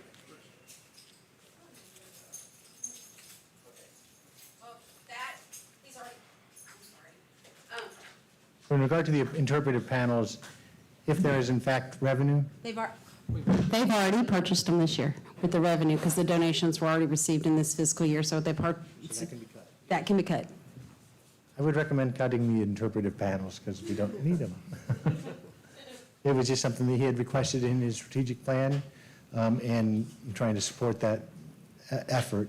The advertising brochures for the museum is also another one, you know, if we can go ahead and eliminate that. The traveling exhibits, he's okay with that as well. Yep, which is in the budget and it's not recommended for cuts. No, it actually is on the next page. Oh, my goodness. New Oh. display case museum, Okay. 11,500. He is asking that we not cut that. Okay, And that was not recommended by anyone. It's included to try to reduce the overall cost. all right, let's keep going, please. One quick question. Please, sir. What's the overall cost of the museum? We have that later in the slides. We're going to get to that later in the slides. Do you have the number off the top of your head right now? Yes, I do. It's 500. So the museum the annual budget for the museum is $274,480. Is that correct? 274,480. That's in the packet information you gave us? That is in your memo. Thank you. No, I saw it. That's all encompassing? Yeah, and I can go ahead and jump to that section if you'd like. Let's keep on going what we're doing now. Oh. Let's finish Okay. up. But then we'll get back to that. Library. So the library has requested double pedestal desks for $2,500, waste receptacles in the library for $850. I would say that can probably be cut. That can be. They already purchased So that's already been purchased. And then the restrooms, where are the restrooms? And then there's a $20,000 budget in there for restroom upgrades at the library. That was something else that they had requested. I guess the water didn't damage the restroom library, so it wasn't covered under insurance. No, sir, it was all tile. Okay. Tell me about the restroom upgrade for the library. It just hasn't been upgraded since the building was built, so it's really outdated for the building since we remodeled the entire facility besides the restroom. So the library was just asking for upgrading to match the rest of the renovation. That's new flooring, tile, ceiling tiles, toilets, sinks, everything, so. It is functional as. It is functional as is right now, so it's not a necessity or emergency at this time.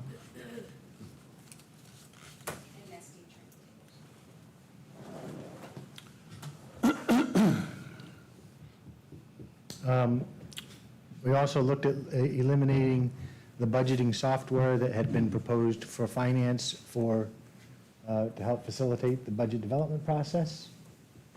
And that would save $21,645. Part of that is recurring, is that correct? No, that's all the recurring, and then it's an $8,500 one-time. I'm sorry, so there's another $8,500. If we eliminate that altogether from this year's budget, be about $30,000 that we would be eliminating. Well, I mean, where are we in the budgeting software since we've already started purchasing this? We haven't. We have not purchased this. No, we have not purchased it. I do everything manually right now. It was to help me, but I'm willing to cut it. Would like to not cut it, but I understand because I see the numbers. I will continue to do it manually. All right. Next, we'll jump to the rec center. There was a couple of items included $4,000 for free rates for the rec center. That's actually something that's been in their strategic plan for a number of years and we have not funded. And the other item is there anything else in the rec center? No? No. There is improvements to the FMP kitchen, that is the building behind the big pavilion in the park or at the bottom of the stairs. There's a big kitchen in there that we haven't been able to use because it doesn't meet code requirements. The stoves have been eliminated from there, but we would need to put in vent hoods and grease trap and new stoves to make that kitchen meet code requirements and make it available for use by the public. We also have the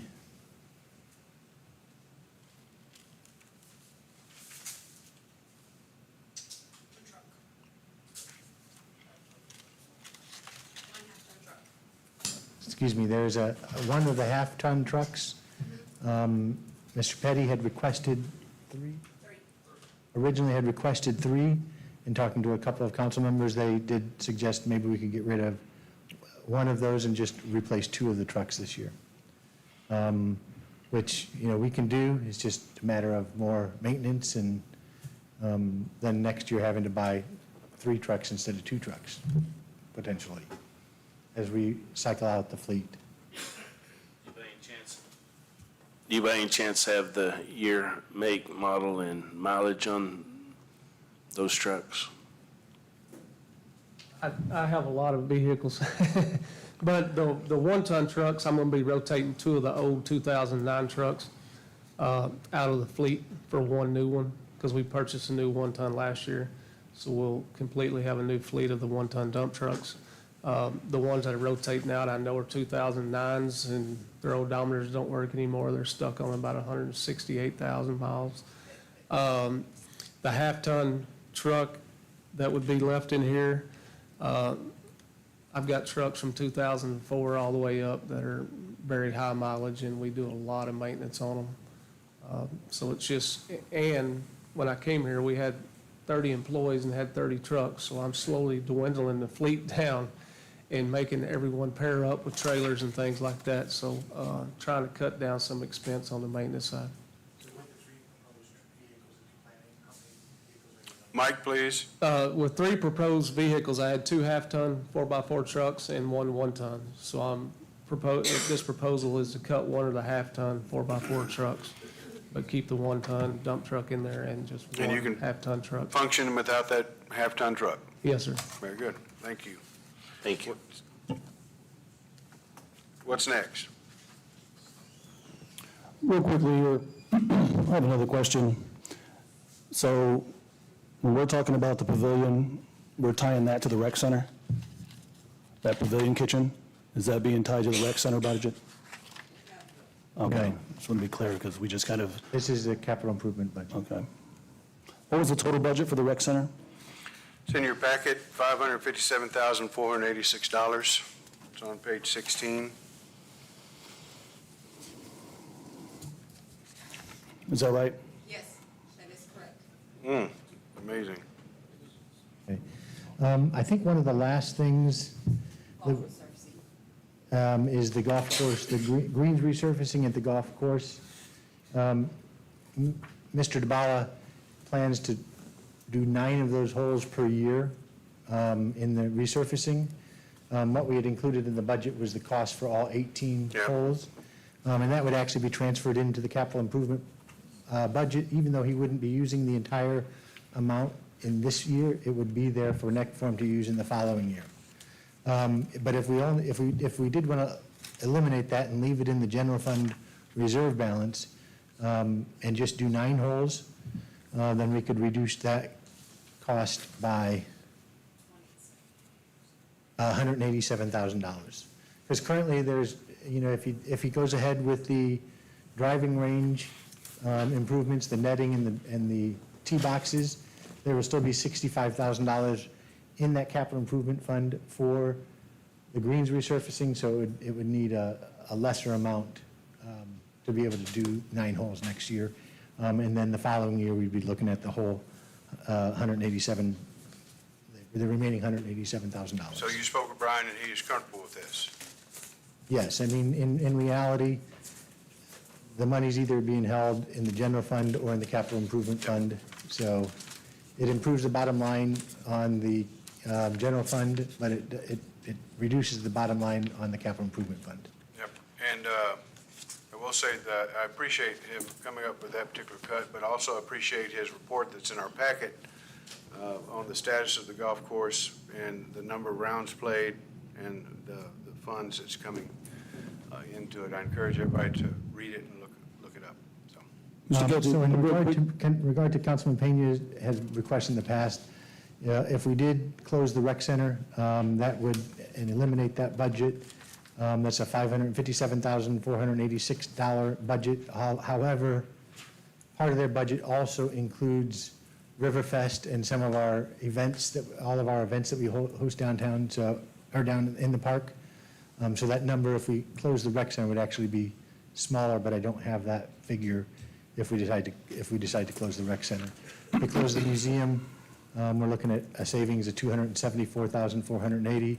If we close the golf course, because of the revenue and the expenses, we'd actually, you cut the revenue from the golf course, but we would be able to have a net increase of $532,000 based on his conservative estimates for revenues next year. If he makes the revenues this year that he made, that savings would drop significantly. Mr. Kelty, thank you for that there, but may I ask you a couple of questions, though, as it relates to those numbers you just gave? Now, that's what this discussion's for, right? Or am I not allowed to ask a question about this? I'm just trying to understand what I'm trying to ascertain. Councilman Pena, you're allowed to Okay. ask questions. Just please recognize the chair, and then I'll recognize you, sir. Okay, well then, may I ask a question? Absolutely. Thank you. Mhm. I know we're jumping around, so I want to make sure that I stay with you on this. And I'm sure those at home who don't have a piece of paper in front of them, or for that matter, this particular monitor or television, are probably even more confused. So I'm hoping to help clarify it here, and whatever questions I have left, I'll follow up with those after the meeting, and I'll present my thoughts on it, either at the next meeting or via social media. But I would just say this, is that I'm trying to understand here, you know, we talk about the rec center having a budget of about $557,000, and I was wondering about the Riverfest, as you mentioned. And then I thought about a question that I got earlier today about the visitor center. And then I got a question about the role of the museum and the Main Street Board, and how there just seems to be this amalgamation, for lack of a better word, this collection of events throughout the city's different departments, and I'm not sure if we have a plan to consolidate how those events are done under one umbrella, maybe the visitor center, because it's just kind of a head scratcher to see, okay, we have events through the museum, we have events through the Main Street, we have events through the rec center, we have events through the Parks Department, we have events through all these different areas, and I'm just wondering, wouldn't it make more sense to have it under one umbrella so that we can truly differentiate the costs of those particular items? And so for the events that people love and are used to, like Riverfest and Fish and Fiesta, those don't go away, but we can look at the true cost of the rec center, the true cost of the museum, the true cost of the golf center. And I will tell you this, and I said this last time, you know, the rec center, I think, can be transformed, and it's transformational for our community, higher use. The more I speak with residents, the more I get that feedback that they're interested in that. So I'm hoping that we are able to do that here this coming year.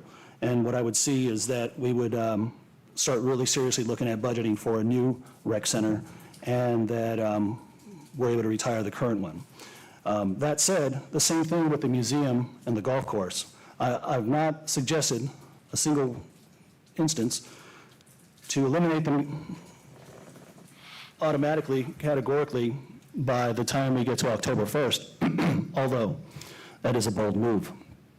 And but I am interested in what I see in other cities, and it's called a sunset policy or a sunset program, where over a period of 2 to 4 years, we can responsibly reduce those budgets from where they are today and allow private sponsorships like L&G to sponsor the museum. I don't think anybody would have a hard time swallowing the idea of the L&G Museum at Freeport, Texas. The same thing that we have naming rights at stadiums, Toyota, Minute Maid, et cetera.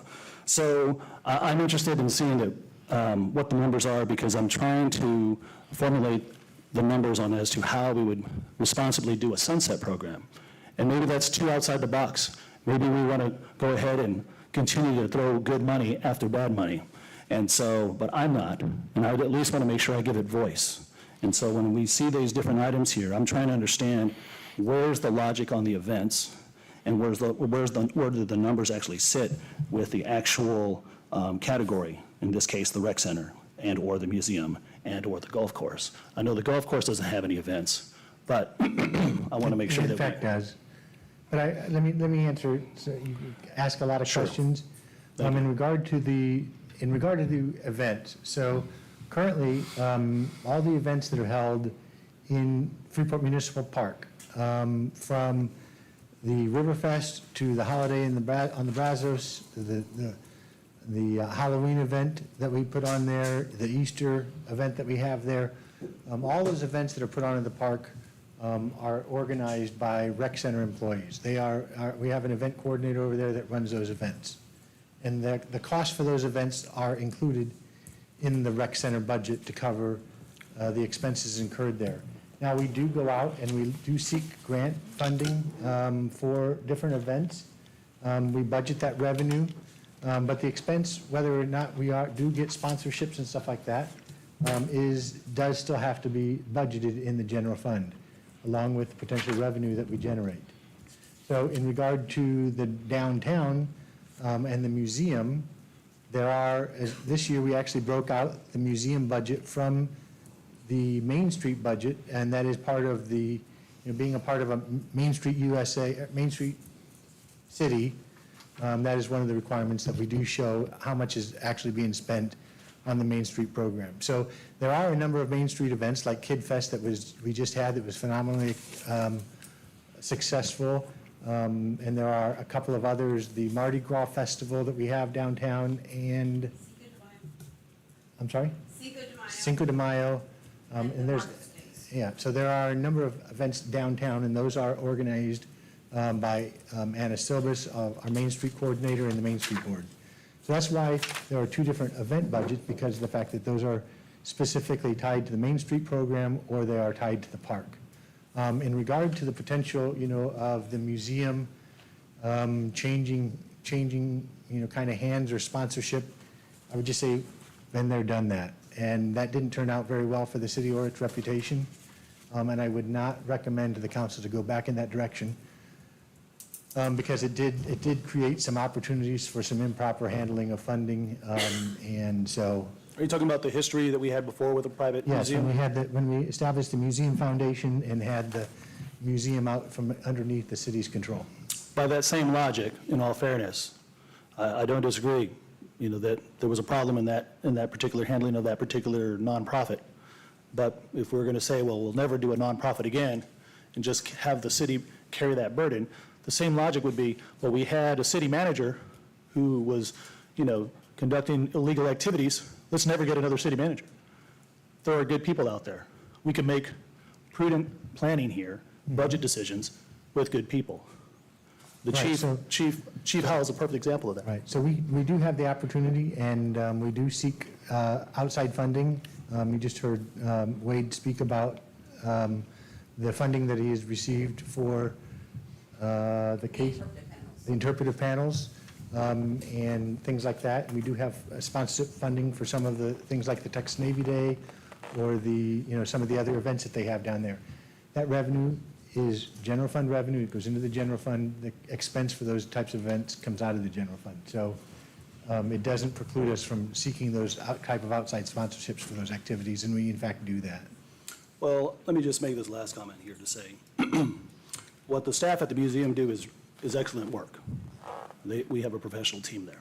So I'm glad that we can actually proudly say that, and I mean that. Mr. Wade is out there.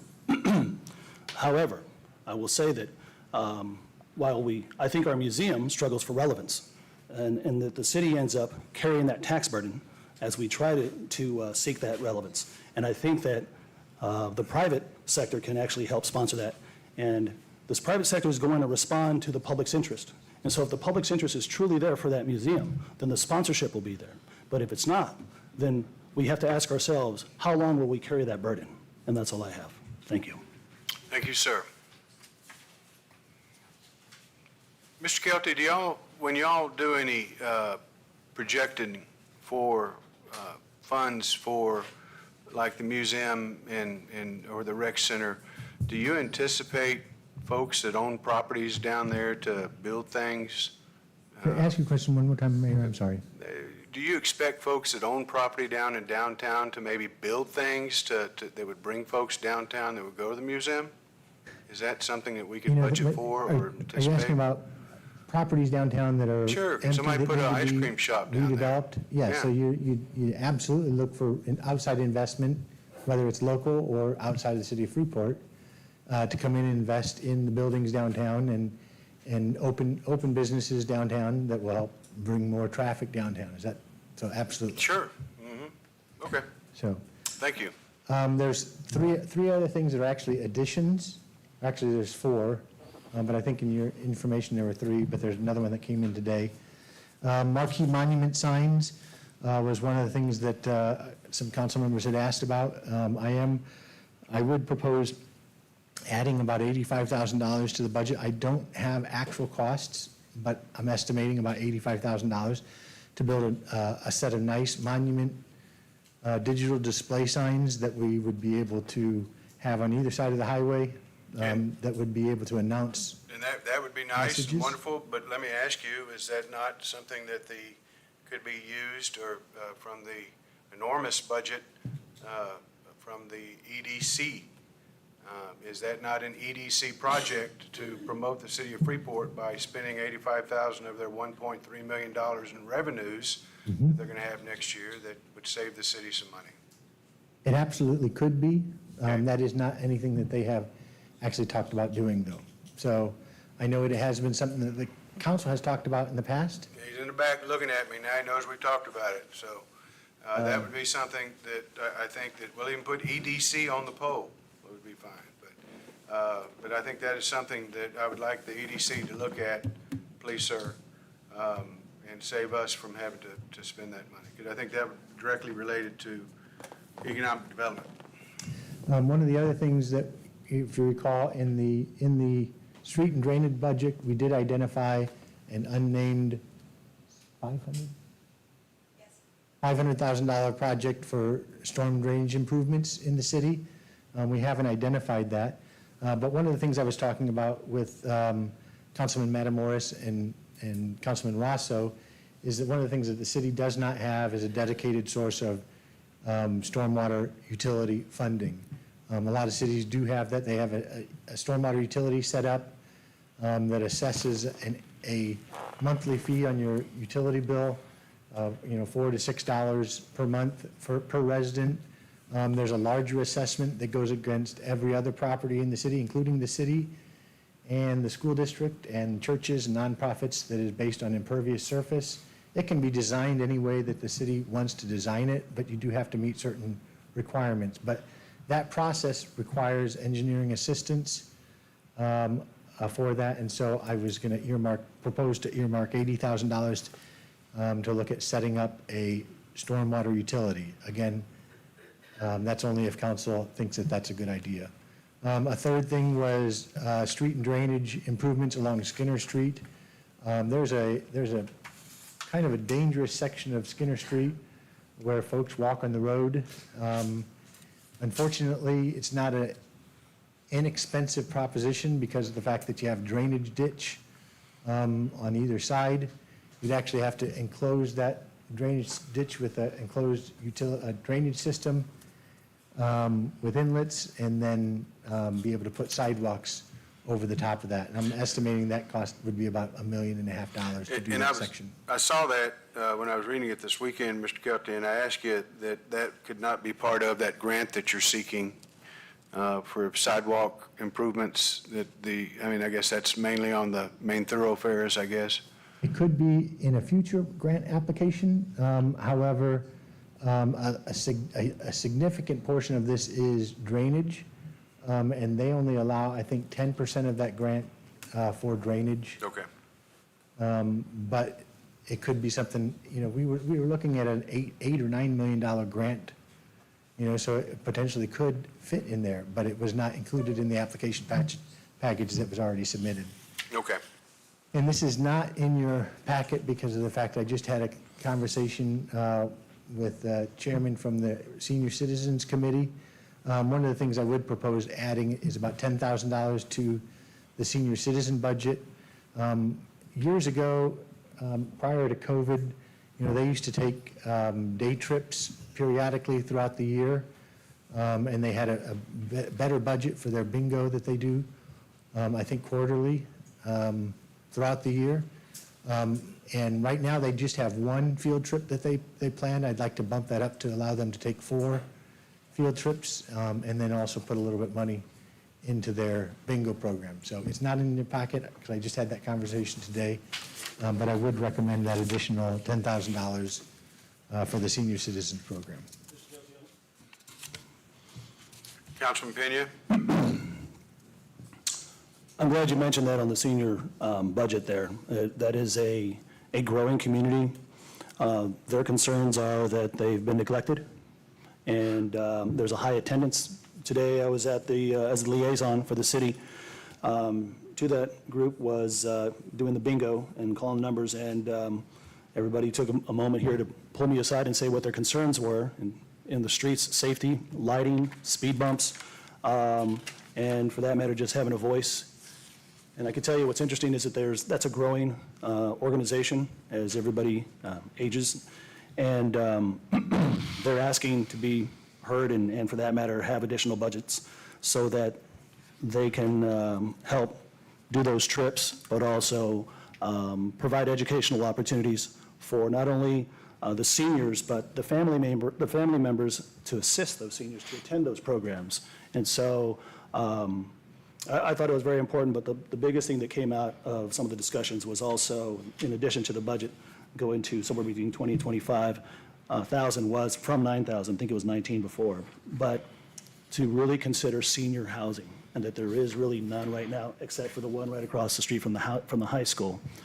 But one of the things that we had I talked think there's about, some by the post office too, but I don't disagree with the need for senior housing. and the conversation was at the 19 acres off of Skinner, that could be both assisted living and senior living. None of them had really mentioned anything about affordable housing, but assisted living and senior living, I think also have lower price points, but it's about the services and the deed restrictions of that space that would be a good place so that our seniors have a place to retire here in Freeport. So I'm glad that those conversations are having. I'd be in support of that increase. Yeah, so they had 70 members there today, and she said that that's the most that they've had. That, I mean, they used to have that kind of numbers, and it dropped off significantly during COVID, and it's slowly come back. So they're excited about that. So. They're going to have to use River Place before it's all over with versus Velasco House. So, yeah, that's good. All right, what else, Mr. Kelty, in regards to this budget? Once again, this is just discussion, and I anticipate, Mr. Kelty, you meeting with the individual council members to get their suggestions and/or. I've already done that. I've already done that, Mayor.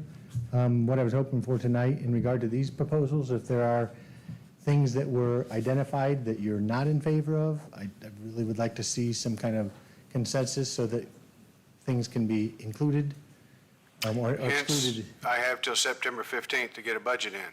So you may not have what you want by September 5th, but I'd like for you to talk to them, make another round with council, and then we can narrow this down. I will do that. Thank you, sir. Oh, there's one more thing.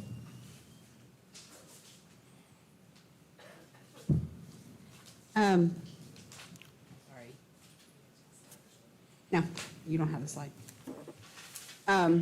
The Freeport Economic Development Corporation approved their budget on August the 8th of 2023. This budget was included in your agenda packet, and this budget will be included in the city's budget for adoption. It will not be brought to you as a separate item because it'll be adopted, the budget will be adopted as a whole, and it will include the EDC's adopted budget. It was included in your packet for y'all to review. If you have any questions on that, Mr. Johnson is here tonight. No, but it was included in your packet. Do you have any questions, Councilman Finney, for him, if you'd like? Well, I'm just curious, either what the executive director or the liaison might have to speak to in terms of the highlights of that budget. I mean, are we going to get a grocery store? Are we going to get another Dollar General?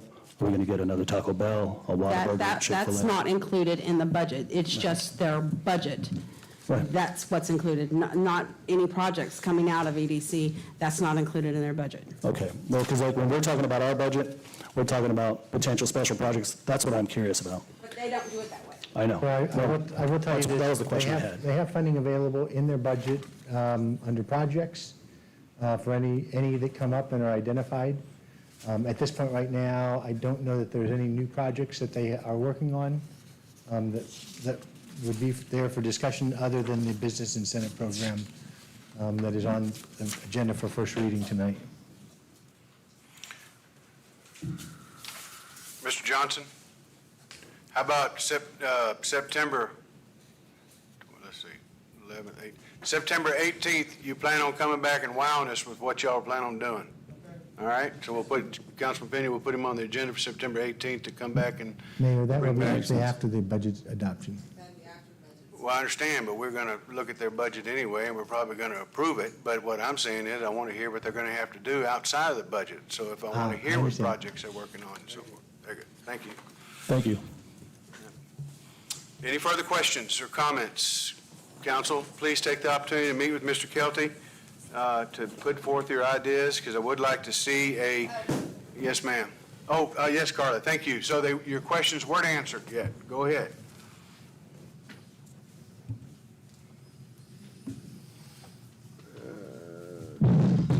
Carla Clark, 411 Sailfish. One thing I had a question on page 9, on services, it just says services. This proposed 3.3 million there. What would that general, it's under operating expenditures as services. What does that involve? Page 9.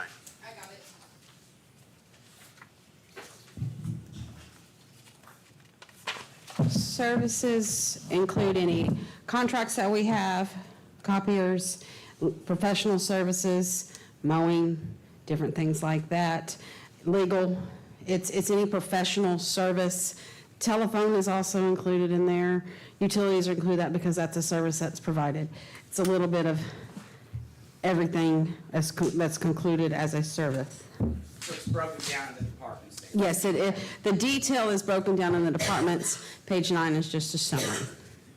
But if you look at the individual departments, you'll see what each department has under the service category.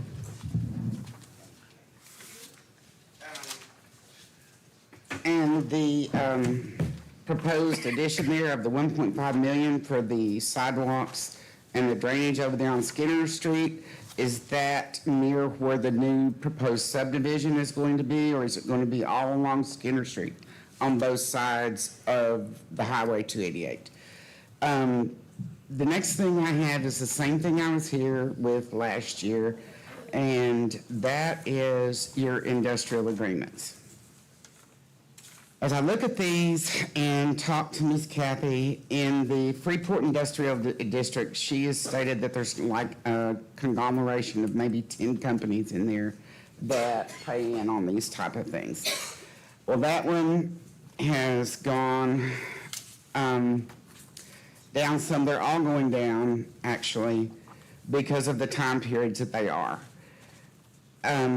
restrained in. But we have the new Emmy Global plant that is out there, and they bought out of Dow. They're completely independent, and as many times as I've asked and many times as I've sent open records requests, they do not come up with a contract that includes anything from Emmy Global.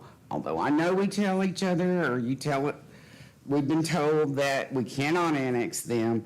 This plant is in the middle of Freeport, and there's actually a portion of it that is in the city limits of Freeport, the same portion that encompasses some of the smaller businesses that run down 332.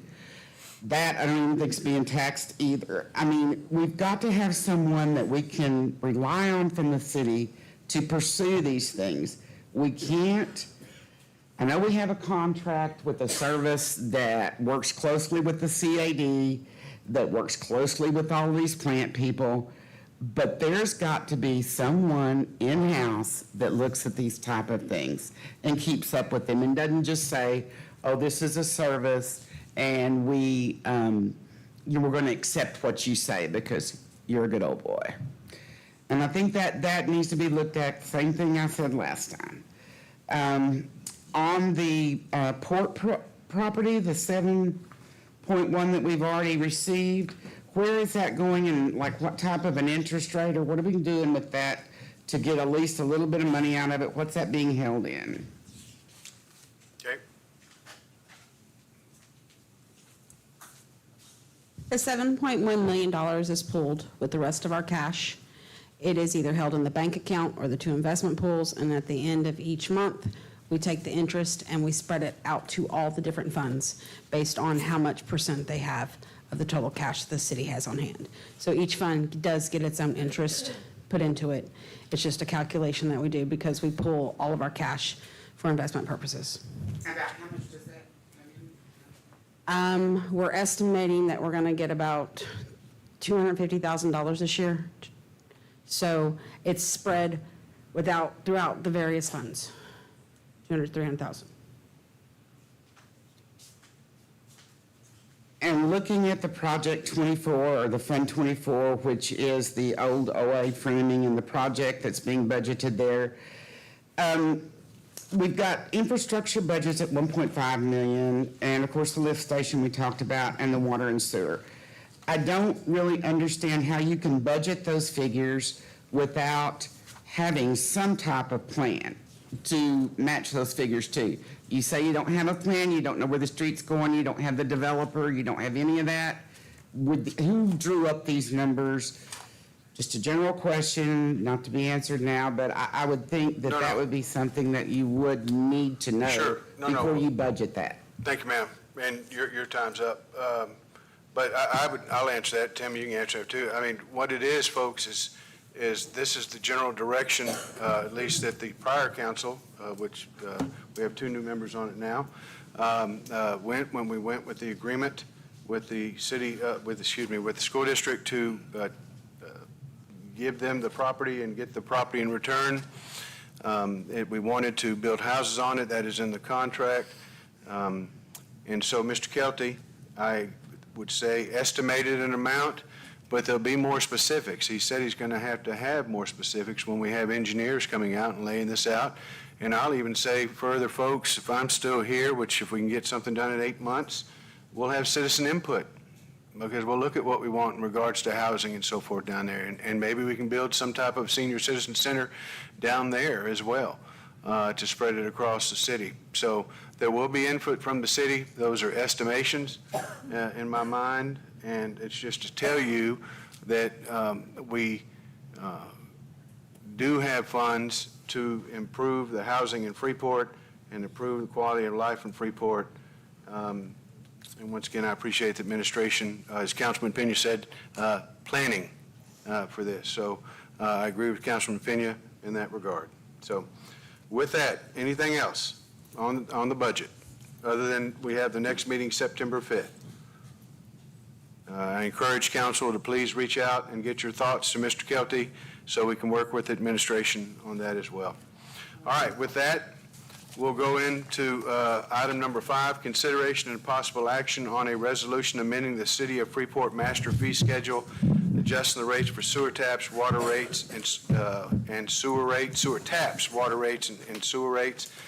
Before you get into this, let me just say, ladies and gentlemen, this was hopefully going to be the end year that we were going to have to increase utility rates, but this shouldn't be a surprise because we've talked about it for the last 3 years that we've had to do this, because for years the city ran an extreme negative balance in its utility fund and was subsidized wholly by the general fund, which is not the way to be in it. And it was started out before I was mayor. It's continued on as mayor. And we did not anticipate, maybe we should have, but we did not anticipate BWA going up and is on the increase that they are doing. I am in favor of the BWA project, though, because it's important for water down here. I can't stress to you enough, riparian rights, water rights are going to be the next big area of concern for us, because there's just so many folks sucking the Brazos River dry. And so this is an action, if council decides to take forward, this is action that we have tasked the administration with the last 3 years. How long have you been here, Kathy? A little over almost 2.5. It was before your time. Yes, sir. With the other Miss Stephanie, that was our assistant city manager, and we had to go up at that time. I would dare say if we did not have this increase from BWA, we might not have to increase as much, which was certainly the plan. But with that in mind, Ms. Ezell. Okay, we're going to start with the sewer tap fees first. Currently, the sewer tap fee is $500. We are being charged almost $1,000 from Veolia to do those sewer taps. So the city is losing money on sewer taps. When I originally brought this to council, I asked for the sewer tap to be $1,000 because we were only charging $20. However, at that time, council made the decision to only charge $500. This is revenue that goes into the water sewer fund. So the water sewer fund has to pay Veolia every time they do a sewer tap. It is outside their scope of their contract. So we have to pay them every time we do a sewer tap. I will point out also, when this was discussed previously and we made the decision to increase the tap from, what it was, $100? $20 to $500. It was discussed that this would come back up potentially to recover the entire amount, and so that's what we're doing Now, about a year later? About a year later, we're coming back and asking to raise the sewer tap fee to the $1,000, which is what we're paying for. So the utility is supposed to operate on its own, so that the costs incurred are covered by the rates that are charged. In this particular case, this is a specific rate that's charged, To us. and that cost is supposed to be passed on To- to the customer. Okay, that's the first. Now, we're going to talk about the utility rate increase. There are four things that are actually driving the utility rate increase. One is the BW rate increase. They are increasing the rate by 7.7%. We also have the copper lead federal mandate. Again, this is federal. And we have to do so much work in the next few fiscal years. Next year, it's estimated that that is going to cost us $265,000 just for the first phase of this mandate. The other is Veolia's increase based on the consumer price index that is in their contract, and the past 2 years of overruns on the R&M. Those are the things that are being covered by the rate increase. The proposed rate increase is on water side, 12.4%, on the sewer side, 12.3%. What this does to the average customer, which is a 5,000 gallon bill, it would raise their bill by $4.79. I polled every community, like Freeport, Angleton, Richwood, Lake Jackson, West Columbia, Clute, and Oyster Creek. They are all going up on their rates. Oyster Creek, at the time, still could not give me what they were going to propose as a rate increase because they hadn't decided yet. But every city in the surrounding area is going up on their rates.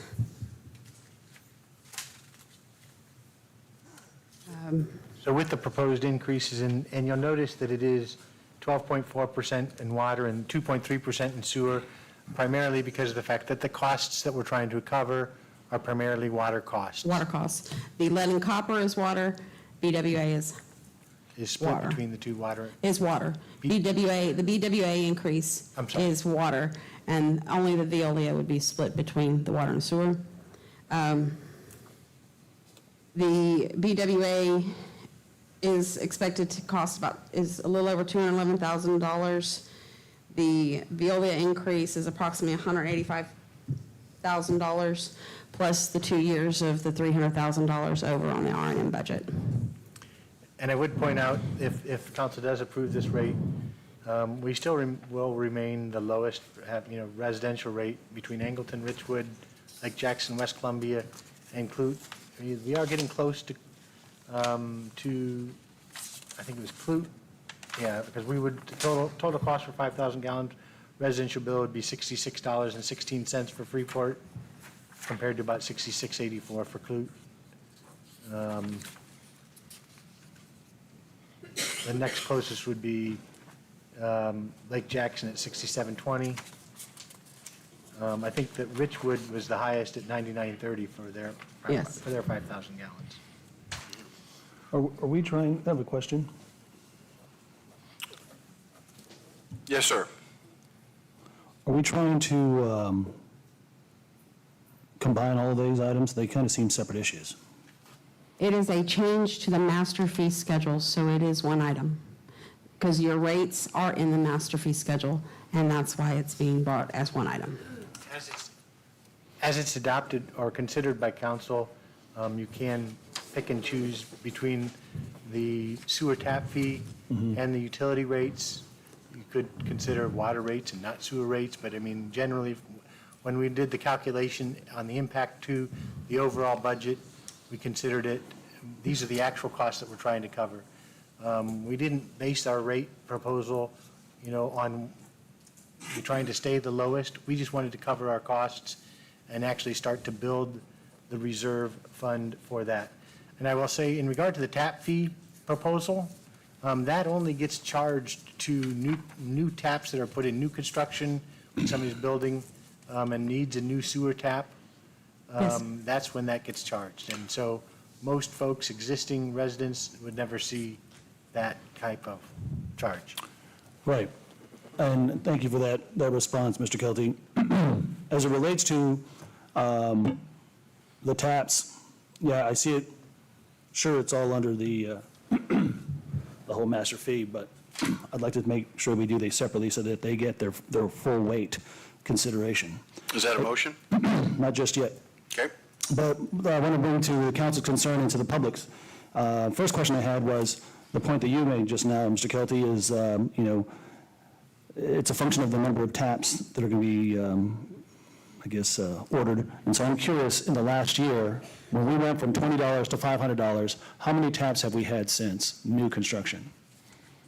Or any construction that required new taps? We've had construction, we've probably had about 20. 20. So we generated about $10,000, or covered the cost of $10,000. And where I'm going with this is that I made the point last time, and I'll make this point tonight, in two different ways. We have to be careful that we are sensitive to the idea of making sure that we create an economic policy, a master fee schedule, that encourages development. And so when we're talking about, hey, we're going to raise this to $1,000 so it gets covered, we are really starting to eliminate the incentives and basically the economic engines for new housing.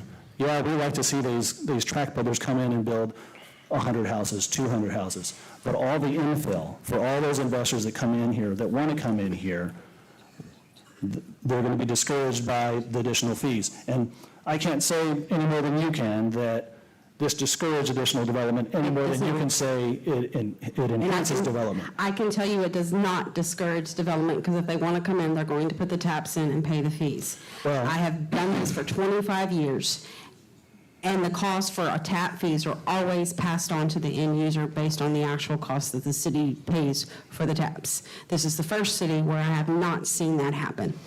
Well, I will say this. It's very easy to say, we're just going to pass this to the consumer.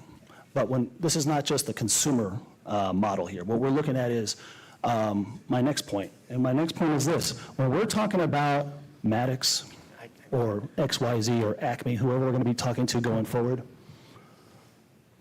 we're talking out of both sides of our mouths when we're going to be giving them the red carpet treatment and all of the incentives. And that includes so much of a credit, and they also end up having these infrastructure incentives. And so then the only people that are actually burdened with this are the taxpayers through that policy, and for that matter, the mom and pop builders that are here now that have been here and incurring that full cost. So yeah, the small ones will incur the full cost, the big ones won't. And so I just want to make sure that if Collinson decides to pass this at the full lot of $1,000, that we remain conscious of the idea that when we go in and try to create an incentive package for a developer, that we remember that we raised this so that they could pay for it, not the taxpayers. So that's why I wanted to make sure that we talked about this a little more in depth, to making sure that we really consider, do we really want to raise it back up? And that's all I'll say. Thank you. Thank you. With that, I will make a motion that we approve the sewer tap increase and the water utility and sewer utility rate increase, and ask for a second. I'll second that, Mayor. All right, now we can have discussion, further discussion on it. I have a couple of comments on the other two items, since this is now turned into a whole motion. As it relates to the utility rate increase of 7.7%, because we have the federal mandate of the copper lead considerations on this. Previously, the city had taken on those expenses. Is that right, Mayor? The general fund was funding them at a tune of $1 million a year. However. To the tune of what? $1 million a year. However, that is not financially feasible for the general fund to do this currently and continue to do this for fruition, because the water and sewer fund needs to stand alone and pay for itself. It is a true business type activity fund. The general fund does not have $1 million or $500,000 to continue to fund the utility fund. From this point forward, the utility fund has to stand on its own. It is intended to be revenue neutral. It is intended to be revenue neutral. It will have a fund balance or a reserve. That fund balance and reserves can be used to fund capital. I hate to tell you this, but we got a lot of capital on the water sewer fund side that is going to have to be funded. A lot of capital. And it can't be done at this moment with the utility fund being where it's at. And so the utility rate increase, thank you. The utility rate increase is 7.7%. That has an effective increase of 12.5% and 12.3% for the water sewer respectively. 12.4% on the water and a 2.3% on the sewer. And Mrs. Zell, can you tell, without the rate increase, what would the fund balance be? Without the rate increase, the fund balance would be approximately a negative $500,000. And with the rate increase? About approximately $122,000. So we are generating, as a result of the rate increase, about $620,000 that is adding to the bottom line of the utility fund. We are supposed to have a 120-day reserve in that fund, which equates to about $3 million. And we have, without the rate increase, it's a negative number. Let's see how close I was. so right now, we're at a negative balance of about 500,000, is that right? We will be if there is no rate increase. We are required to have $2.33 million in reserve next year, based on the expenditures. And With the rate increase, it'll be $122,915 fund balance. We are short $2.2 million on our reserves. now, historically, which is not a good thing to say, but historically, we've always been short. Yes. The past few years, We've gotten closer. we've gotten close. This year, we are going to go negative by $200,000. Close is relative, I would say. Close is relative. We were positive, but We're positive. Yeah. Since I came in, we were positive. the highest it's been is maybe a few hundred It's thousand. $90,000, $99,000. And Mr. Kelty, the onus that we are assigning the deficit to is because of the R&M charges by Veolia? That's part of it. Part of it. To what extent? Last year, they went over $300,000 in R&M. And what's the other part? And they are expected to go over $300,000 in R&M this year. The $300,000 from last year and $300,000 from this year is what is putting us the $200,000 short this year, at the end of this fiscal year. So the 300,000 from last year, that was not responded to in the budget of last year? We paid them because we didn't have a choice. So Last year, we're not counting that past 300 to this 300, right? No. We were still, last year's $300,000, we still ended up with $99,000 over, okay? This year, with the $300,000 that I am projecting them to be at the end of this fiscal year, and they're still tracking to hit that $300,000 overage, we're going to be $205,000 short. Well, And that's what's making up part of that, plus their increase for Veolia next year, the $265,000 for the lead and copper, plus the increase in BWA rates. so I'll say this. My response to it, because the motion's already been made, and this is the commentary, there's already been a first and a second, and I can already see where this was going to go. I'm of the opinion, as it's been discussed with me in the community, is that, here we are, we're looking at rate increases, and nobody wants those utility rate increases. BWA, they do their thing. But what we do here with Veolia and what we do with our staff is what's the most concerning.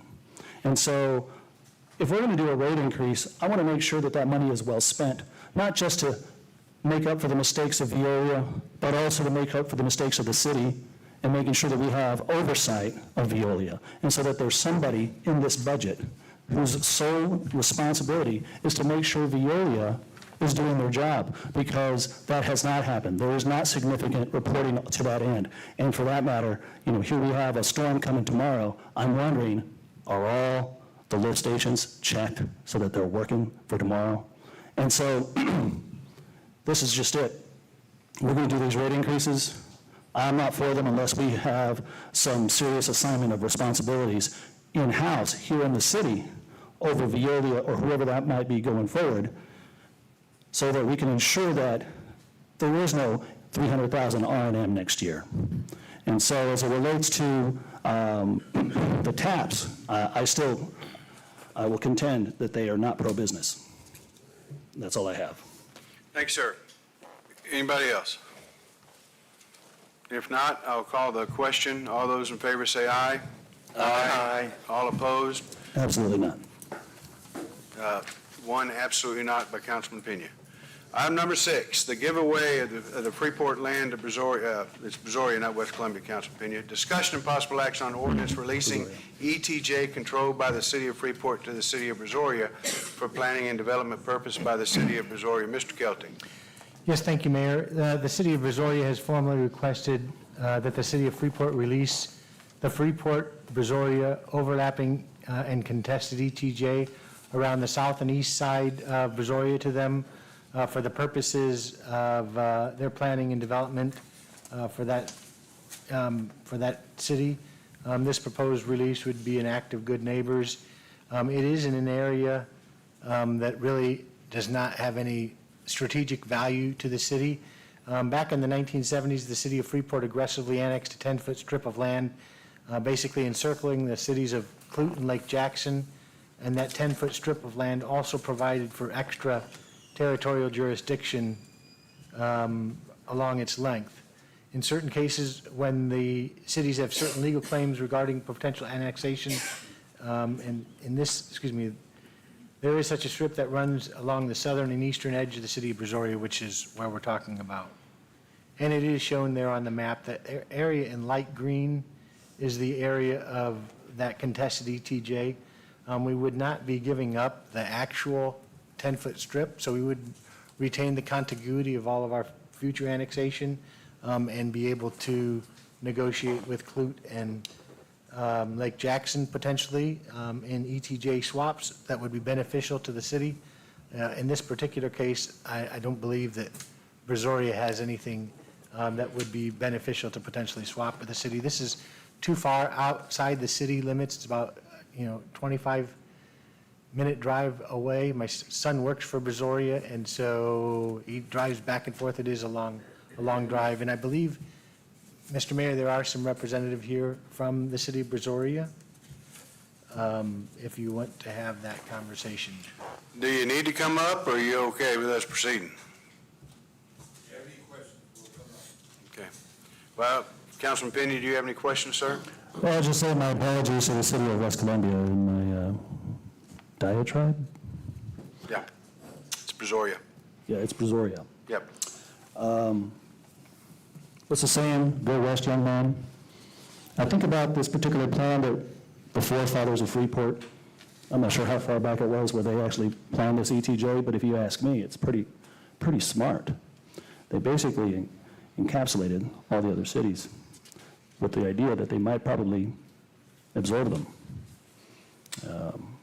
I'd hate for us to forfeit those strategic advantages. That's all I have.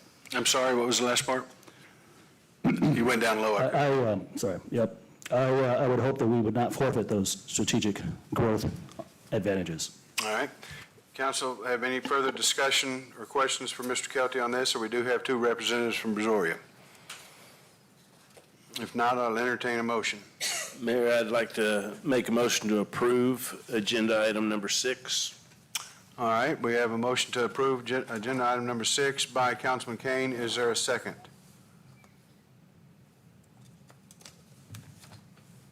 A second. I have a second from Councilman Rosso. Any further questions or comments? What are y'all going to do with you? I tell you what, why don't you come up, one of y'all, just be fine. Please introduce yourself. Yep, I think so. Hello, Kathy. I used her for when I was in Palacios. Ah, there you go. It's fine. Thank you. David Kasarik, project manager for City of Brazoria. Been doing this about 41 years. But anyway, what we're going to do with this is that we have a couple of developments in the area that wants to build a subdivision. We have already utilities there. We have our wastewater treatment plant in the ETJ that was built in the 80s. Our main sewer truck main goes through the ETJ. So we do have our utilities already there. And so for our land use planning and development, it's strategic. And the developer came to us and said, you know, do I get served by Brazoria or do you get served by Freeport? Well, if y'all want to serve them, then y'all have to take a sewer truck main, lift stations, and spend about $2 or $3 million to get sewer and water to them. So this is right outside of our ETJ, right outside of our city limits in the contested. And what happened was, you know, in the years past from the 60s when Houston did it and you know, made the rings, City of Allen did it, Freeport did it, just to, you know, at that time you could do a little strip annexation. Well, you know now that you can't do strip annexation. I think there's a new legislature just passed a bill that if someone's in the ETJ and you can't serve them, they can be de-annexed or get out of the ETJ. And so it's going to get hodgepodge, and at least in the future that you'll have a city that's going to protect, you know, the boundaries of another city and things like that. It just gives prudent development. Well said. Thank you. Any questions for this gentleman? If not, I'll I have call. a question that. Go ahead, sir. Thank you. What's the total square footage that we're looking at, or acreage? I don't have the square footage. You have the Or acreage? acreage? Mr. Kelty? I don't have the acreage. It's depicted on your map, Councilman. The map shows me nothing, other than colors and shapes. Yeah, so it's the light green area on the map, on the screen? Well, all I could say is this, is that, again, here we are forfeiting sovereign property of Freeport and opportunities for us to develop, number one. And number two, are we getting a fair exchange for it if we're going to actually do this? And at this point, my question is, what's the value add, bottom line, whether it's economic or incentivized value to the city of Freeport, if Mr. Kelty can help answer that question, or anybody else on council? Well, we could hold them hostage and charge them $10,000, and they might be willing to pay that, but I don't think that would be just or fair. Under what grounds? I think on just and fair grounds. But hey, you know, That's relative, right? I tell you what, On the let's east end? withdraw our motion and you make a motion to charge them $500,000 for that property. Well, that's why I want to know the size, so that I can actually do a CMA on that and then get a true sense of value for it, or for that matter, you know, maybe we get a cut of the tax revenue for the properties. Or maybe we get, you know, some favorable water and sewer from it too. We got to think these ways, guys. I mean, I'm all for being friendly and neighborly, but this is also business. And we have to make sure that we take care of the assets of Freeport and the interests of Freeport's tax dollars. I mean, that's the book I'm reading from. And it's funny, when you talk about it's a business, but you don't in favor of the rate increases, no way, that's how a business would be run. No, those are apples and oranges. But I'm happy to have that debate with you. So, there's a motion on the floor. Any further discussion? Not, I will call the question. All those in favor say aye. Aye. Aye. All opposed? Absolutely not. Absolutely not, from Councilman Pena. Thank you. Thank you, Mayor and Council.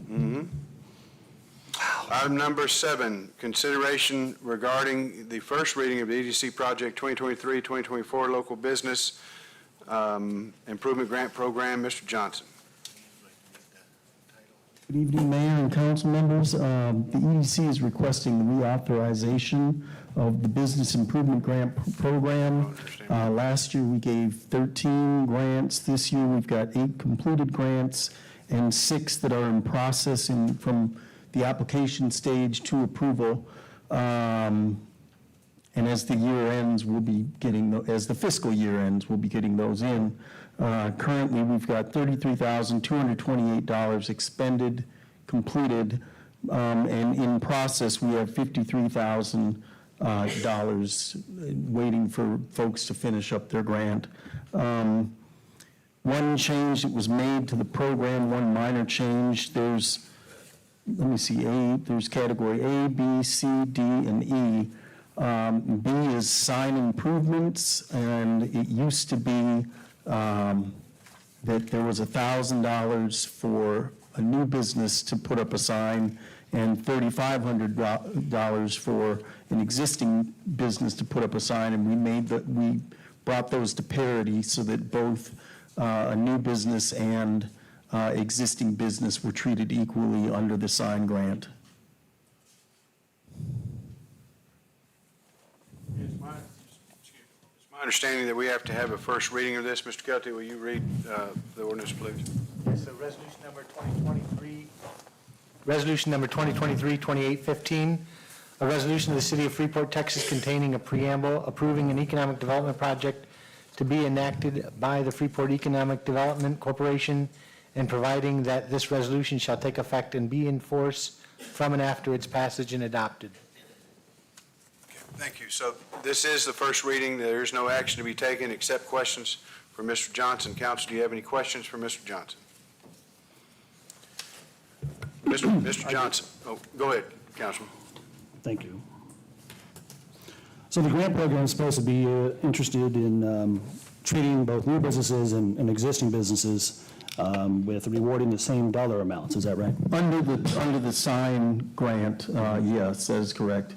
There's no additional value for those that have been here. And basically what I'm saying is that I would suggest that if EDC wants to look at this again, to make sure we help the guys that have been here already, the mom and pops really. Because what's coming might be some mom and pops, but what's likely coming are corporates. And when I say corporates, they're all corporates. The big corporates, right? The big conglomerates, the Starbucks, those development groups.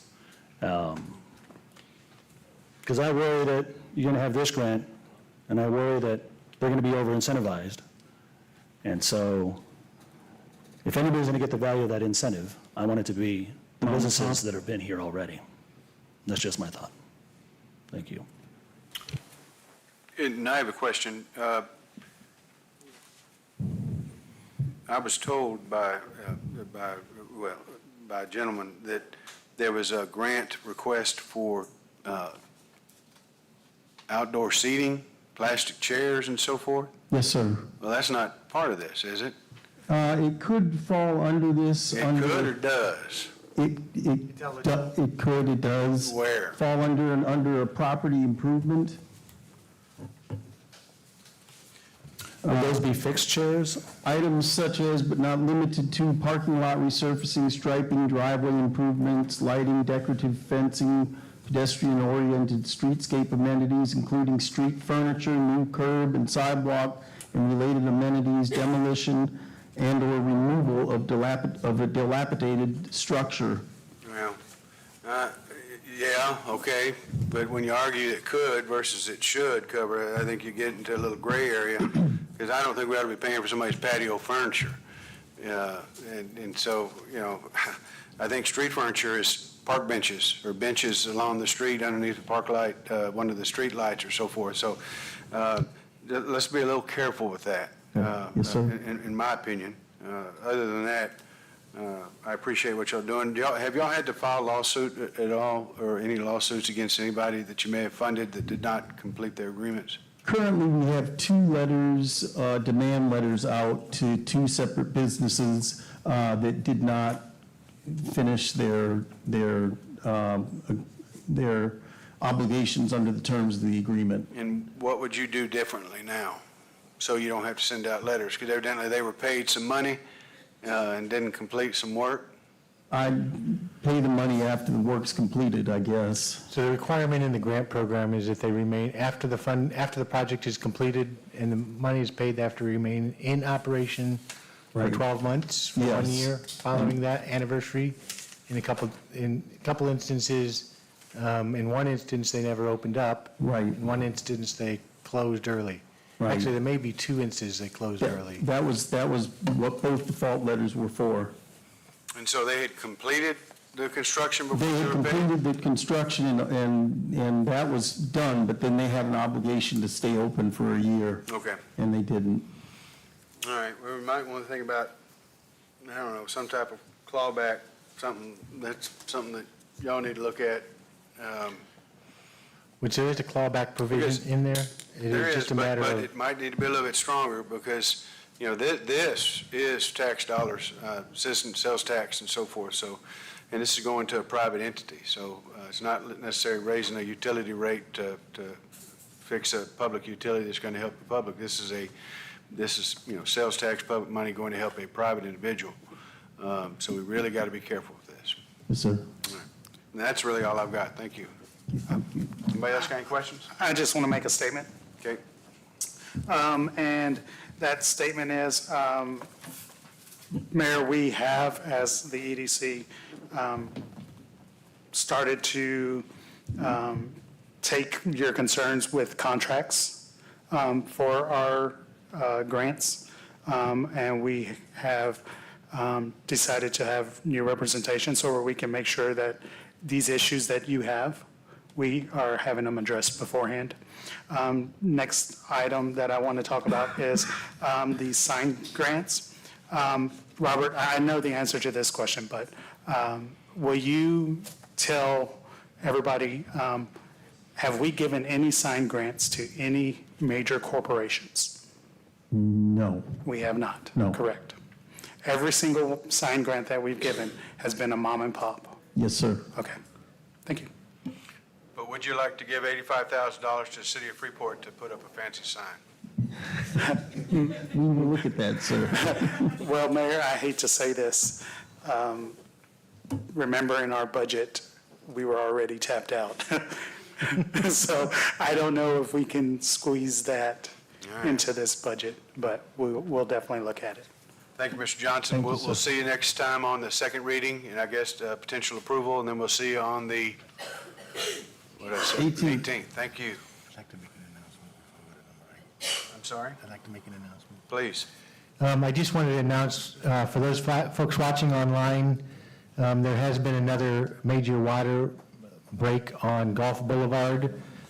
Crews are currently working on that, but I did get notice that with that break and those repairs there, folks may expect low or no water pressure during the repair, and we will keep you informed. I think a Everbridge message has already gone out. For which area, sir? This is on Gulf Boulevard. I don't know how large of an area is being affected. Mr. Petty or Joe with Veolia may be able to address that answer.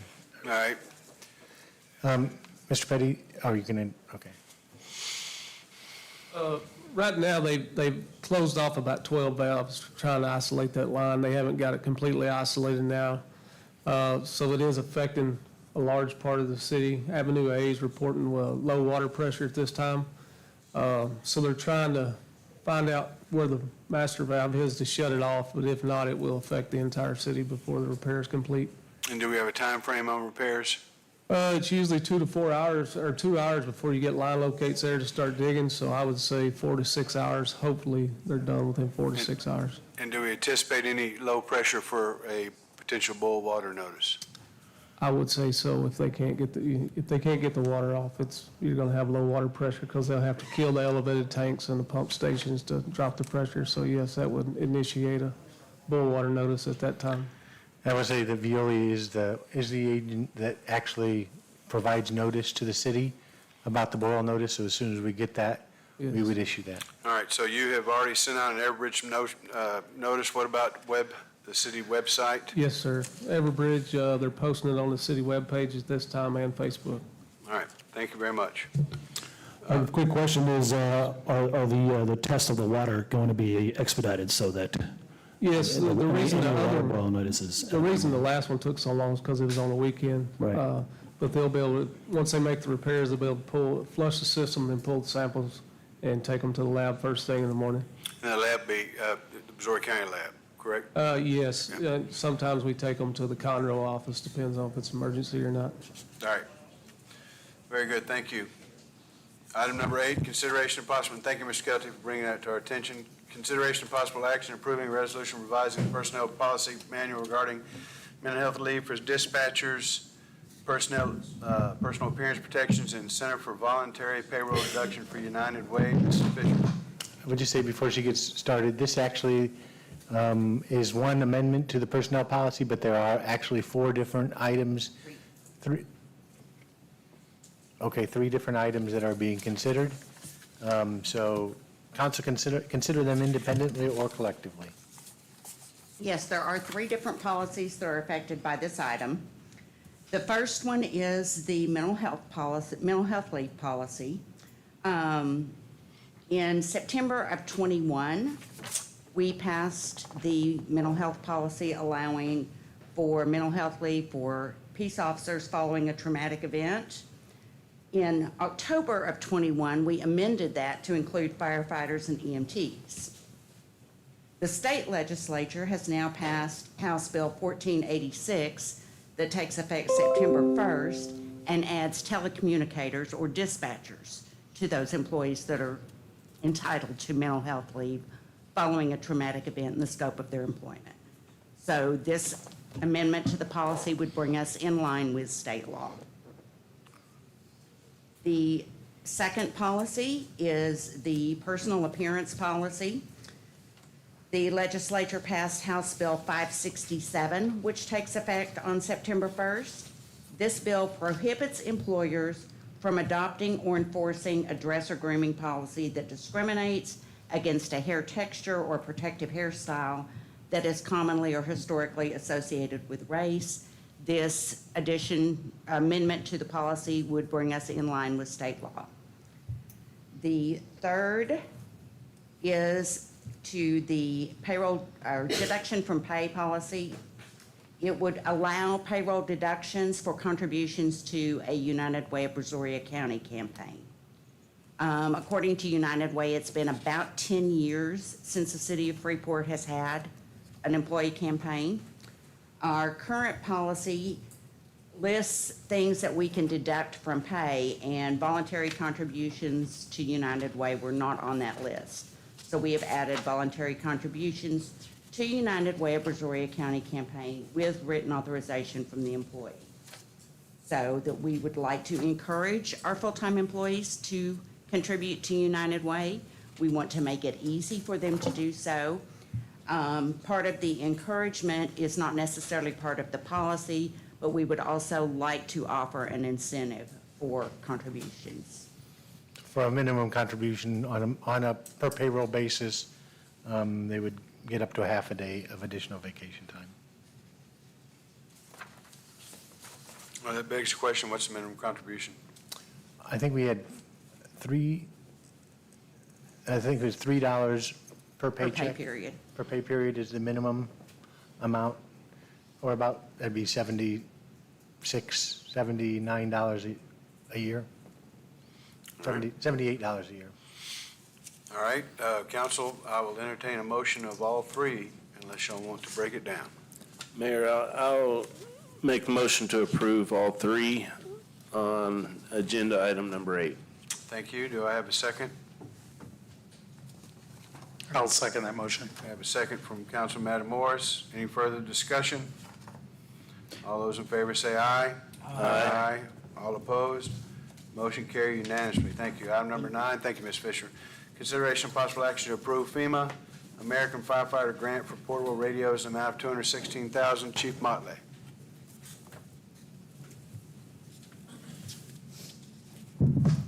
Evening, Mayor and Council.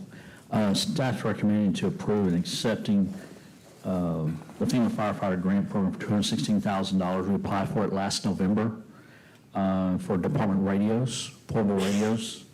August 7th, we received an email that we had actually received the grant. The grant will cover a multi-band portable radio, which we found in some of our responses to other communities and industry not be able to communicate with responders in other groups, things like that.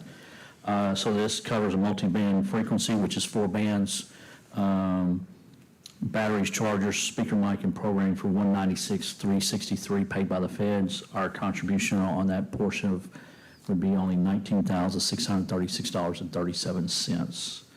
Financial impact, most of that will be covered internally with my budget, and I'll check with the NOFO, which is how to proceed in that grant, if industry can support that as well. So that's what I bring before you tonight. And this also addresses a huge part of one of my strategic plans in first responder communications. So we've got 27 radios. Thank you, sir. Chief, thank you for going out and getting this grant. Is there a motion to approve? Mayor, I'll make that motion to approve agenda item number 9. Thank you, Councilman Kane. Is there a second? A second. I'm sorry. I second. Second from Council. Thank you, Councilman Rosso. Any further discussion? All those in favor say aye. Aye. All opposed, motion carried unanimously. Consideration possible, item number 10, consideration possible action to approve the purchase of a modular building for Fire Station number 2. Chief? Yes, sir. I'm recommending that the city council approve the purchase of a modular building from Palmer Modular Building Company for temporary housing for fire station, because FM 1490 Bridge is getting ready to be closed down between 2 to 3 years, and we'll need to relocate that response to the old Station 2. The building there is not inhabitable. It's not a healthy building, and the existing Station 2 that's there, you cannot park a fire truck in it because it's too big to fit in it, and the ambulances barely get in it as well. So this is my recommendation to purchase this modular building for this duration of this project as that construction proceeds forward. This will also address, because of when 1495 Bridge is closed, it will impact part of South Avenue A as our second means of route. It will impact Bridge Harbor. That's our direct response over that bridge heading that way. Any industry along 332 and 523, and our contractual agreements in Oyster Creek, Holloway Gulf, Turtle Cove area as well. So that's why we're relocating this building over to that. With the modular, it was cheaper to purchase the building versus do the lease. So that's why we're doing that at this time. Chief, we appreciate you going out and doing that. You know, we've been talking about this for a couple of years, so I'm glad it's finally coming to fruition. Because I've not heard anything new on the tear down of the bridge, but it could happen tomorrow, I guess. It actually has been delayed, Okay. and so I don't anticipate that happening for about a year, but that does give us time to get this Get it set up. operational. You know, I think that this building that he's proposing could potentially serve the city for a number of years until we actually end up replacing it with a permanent station.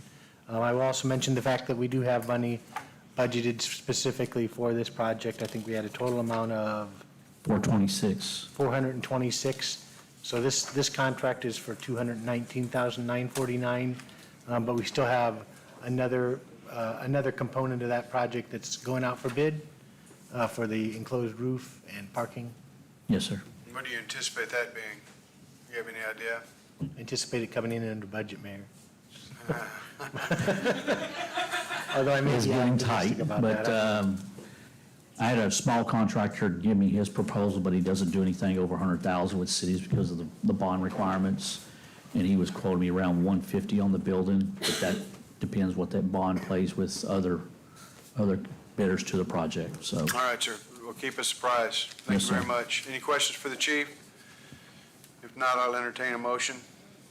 Actually, I do have a question. Yes, sir. Well, let's get the motion done first, and we'll do it for discussion. Will you make the motion, Councilman? Or do you want to? Councilman Pena, Yes. you have a motion? No, I don't have a motion at this All moment. right. Is there a motion? Mayor, I'll make the motion to approve agenda item number 10. Thank you, sir. Is there a second? I'll second that, Mayor. All right. Now, sir, go ahead, Mr. Pena. Councilman Pena. Yeah, the question I have here is we're looking at Polymer modular buildings, and they're coming in at 219 for 1,700 square feet. I'm just curious if there was a bidding for that particular project or that property, or this structure, I should say. This project actually is being going through either buy board, TIPS, or HGAC. The original proposal that was put in the budget was for a larger building, and due to the price increase and everything else that goes with putting construction projects together, I had to step down to a smaller building to try to bring all this under budget. Great. No further questions. Thank you. Thank you, sir. All right. Any further questions? If not, I'll call the question. All those in favor say aye. Aye. All opposed? Motion carried unanimously. And at this time, thank you, Chief. At this time, ladies and gentlemen, I'm actually going to move up executive session. Item number 12 is executive session regarding consultation with attorney, pending or potential litigation, civil action number 3:22-CB-00284, Brennan Malone v. City of Freeport, in accordance with the Texas Government Code I have a annotated motion. Chapter 551, Sections 551.071. And understand, is there a motion? Yes, please. Yes, sir. I'm not sure if it's a motion or just a request that we have the police chief in executive session for All right. security and safety reasons. Well, we don't need to have that, so I will move that we ask Mr. Kelty to come in. Is that a motion that's being denied? Do you want to add, okay, I tell you what, there's a motion to allow, well, let's just get it out, Councilman Pena. No, I tell you what, okay. No, I'll be nice because the Bradsport Fax is here and I appreciate everything that they do and say. There is a motion for Councilman Pena to invite the police chief into executive session. Is there a second? Thank you, guys. Appreciate it. Yeah. Well, for the record and for the facts, I guess, if you want to, the alleged case of assault by threat or whatever that Councilman charge. Pena has, the alleged, the case that you filed, the district attorney's office is not going to take any action, and they have discounted the claim. Therefore, in my mind, it's over. I'm sure on Facebook tonight, we're going to hear all about it. But I do find it interesting that as you were walking out, I understand you actually challenged me to come outside. And I didn't hear that because I can't hear. I'm happy to provide the full testimony if you'd like, sir. We can have that conversation. We're going to see it, I'm We sure. can have that testimony in public. it's In gonna fact, be- I'll bring it to the next meeting so everybody can read it, and they can really understand the nature of your behavior. Yeah, good, Yeah. very good. Yes, very well. So do you disagree that the charges have not gone forward now? I'll have my response for you in the next meeting. And do you agree that you challenged me to come outside and invite you? I'll have your notice for you on the next meeting. Okay. Yeah, thank you. Well, very good. So you're Thanks for the victim shaming. Yeah, Very yeah, well. Sure. So therefore, the motion is failed, so I have a motion to go into executive session with Mr. Kelty. Is there a second? I'll second that. Thank you, sir. All those in favor say aye. Aye.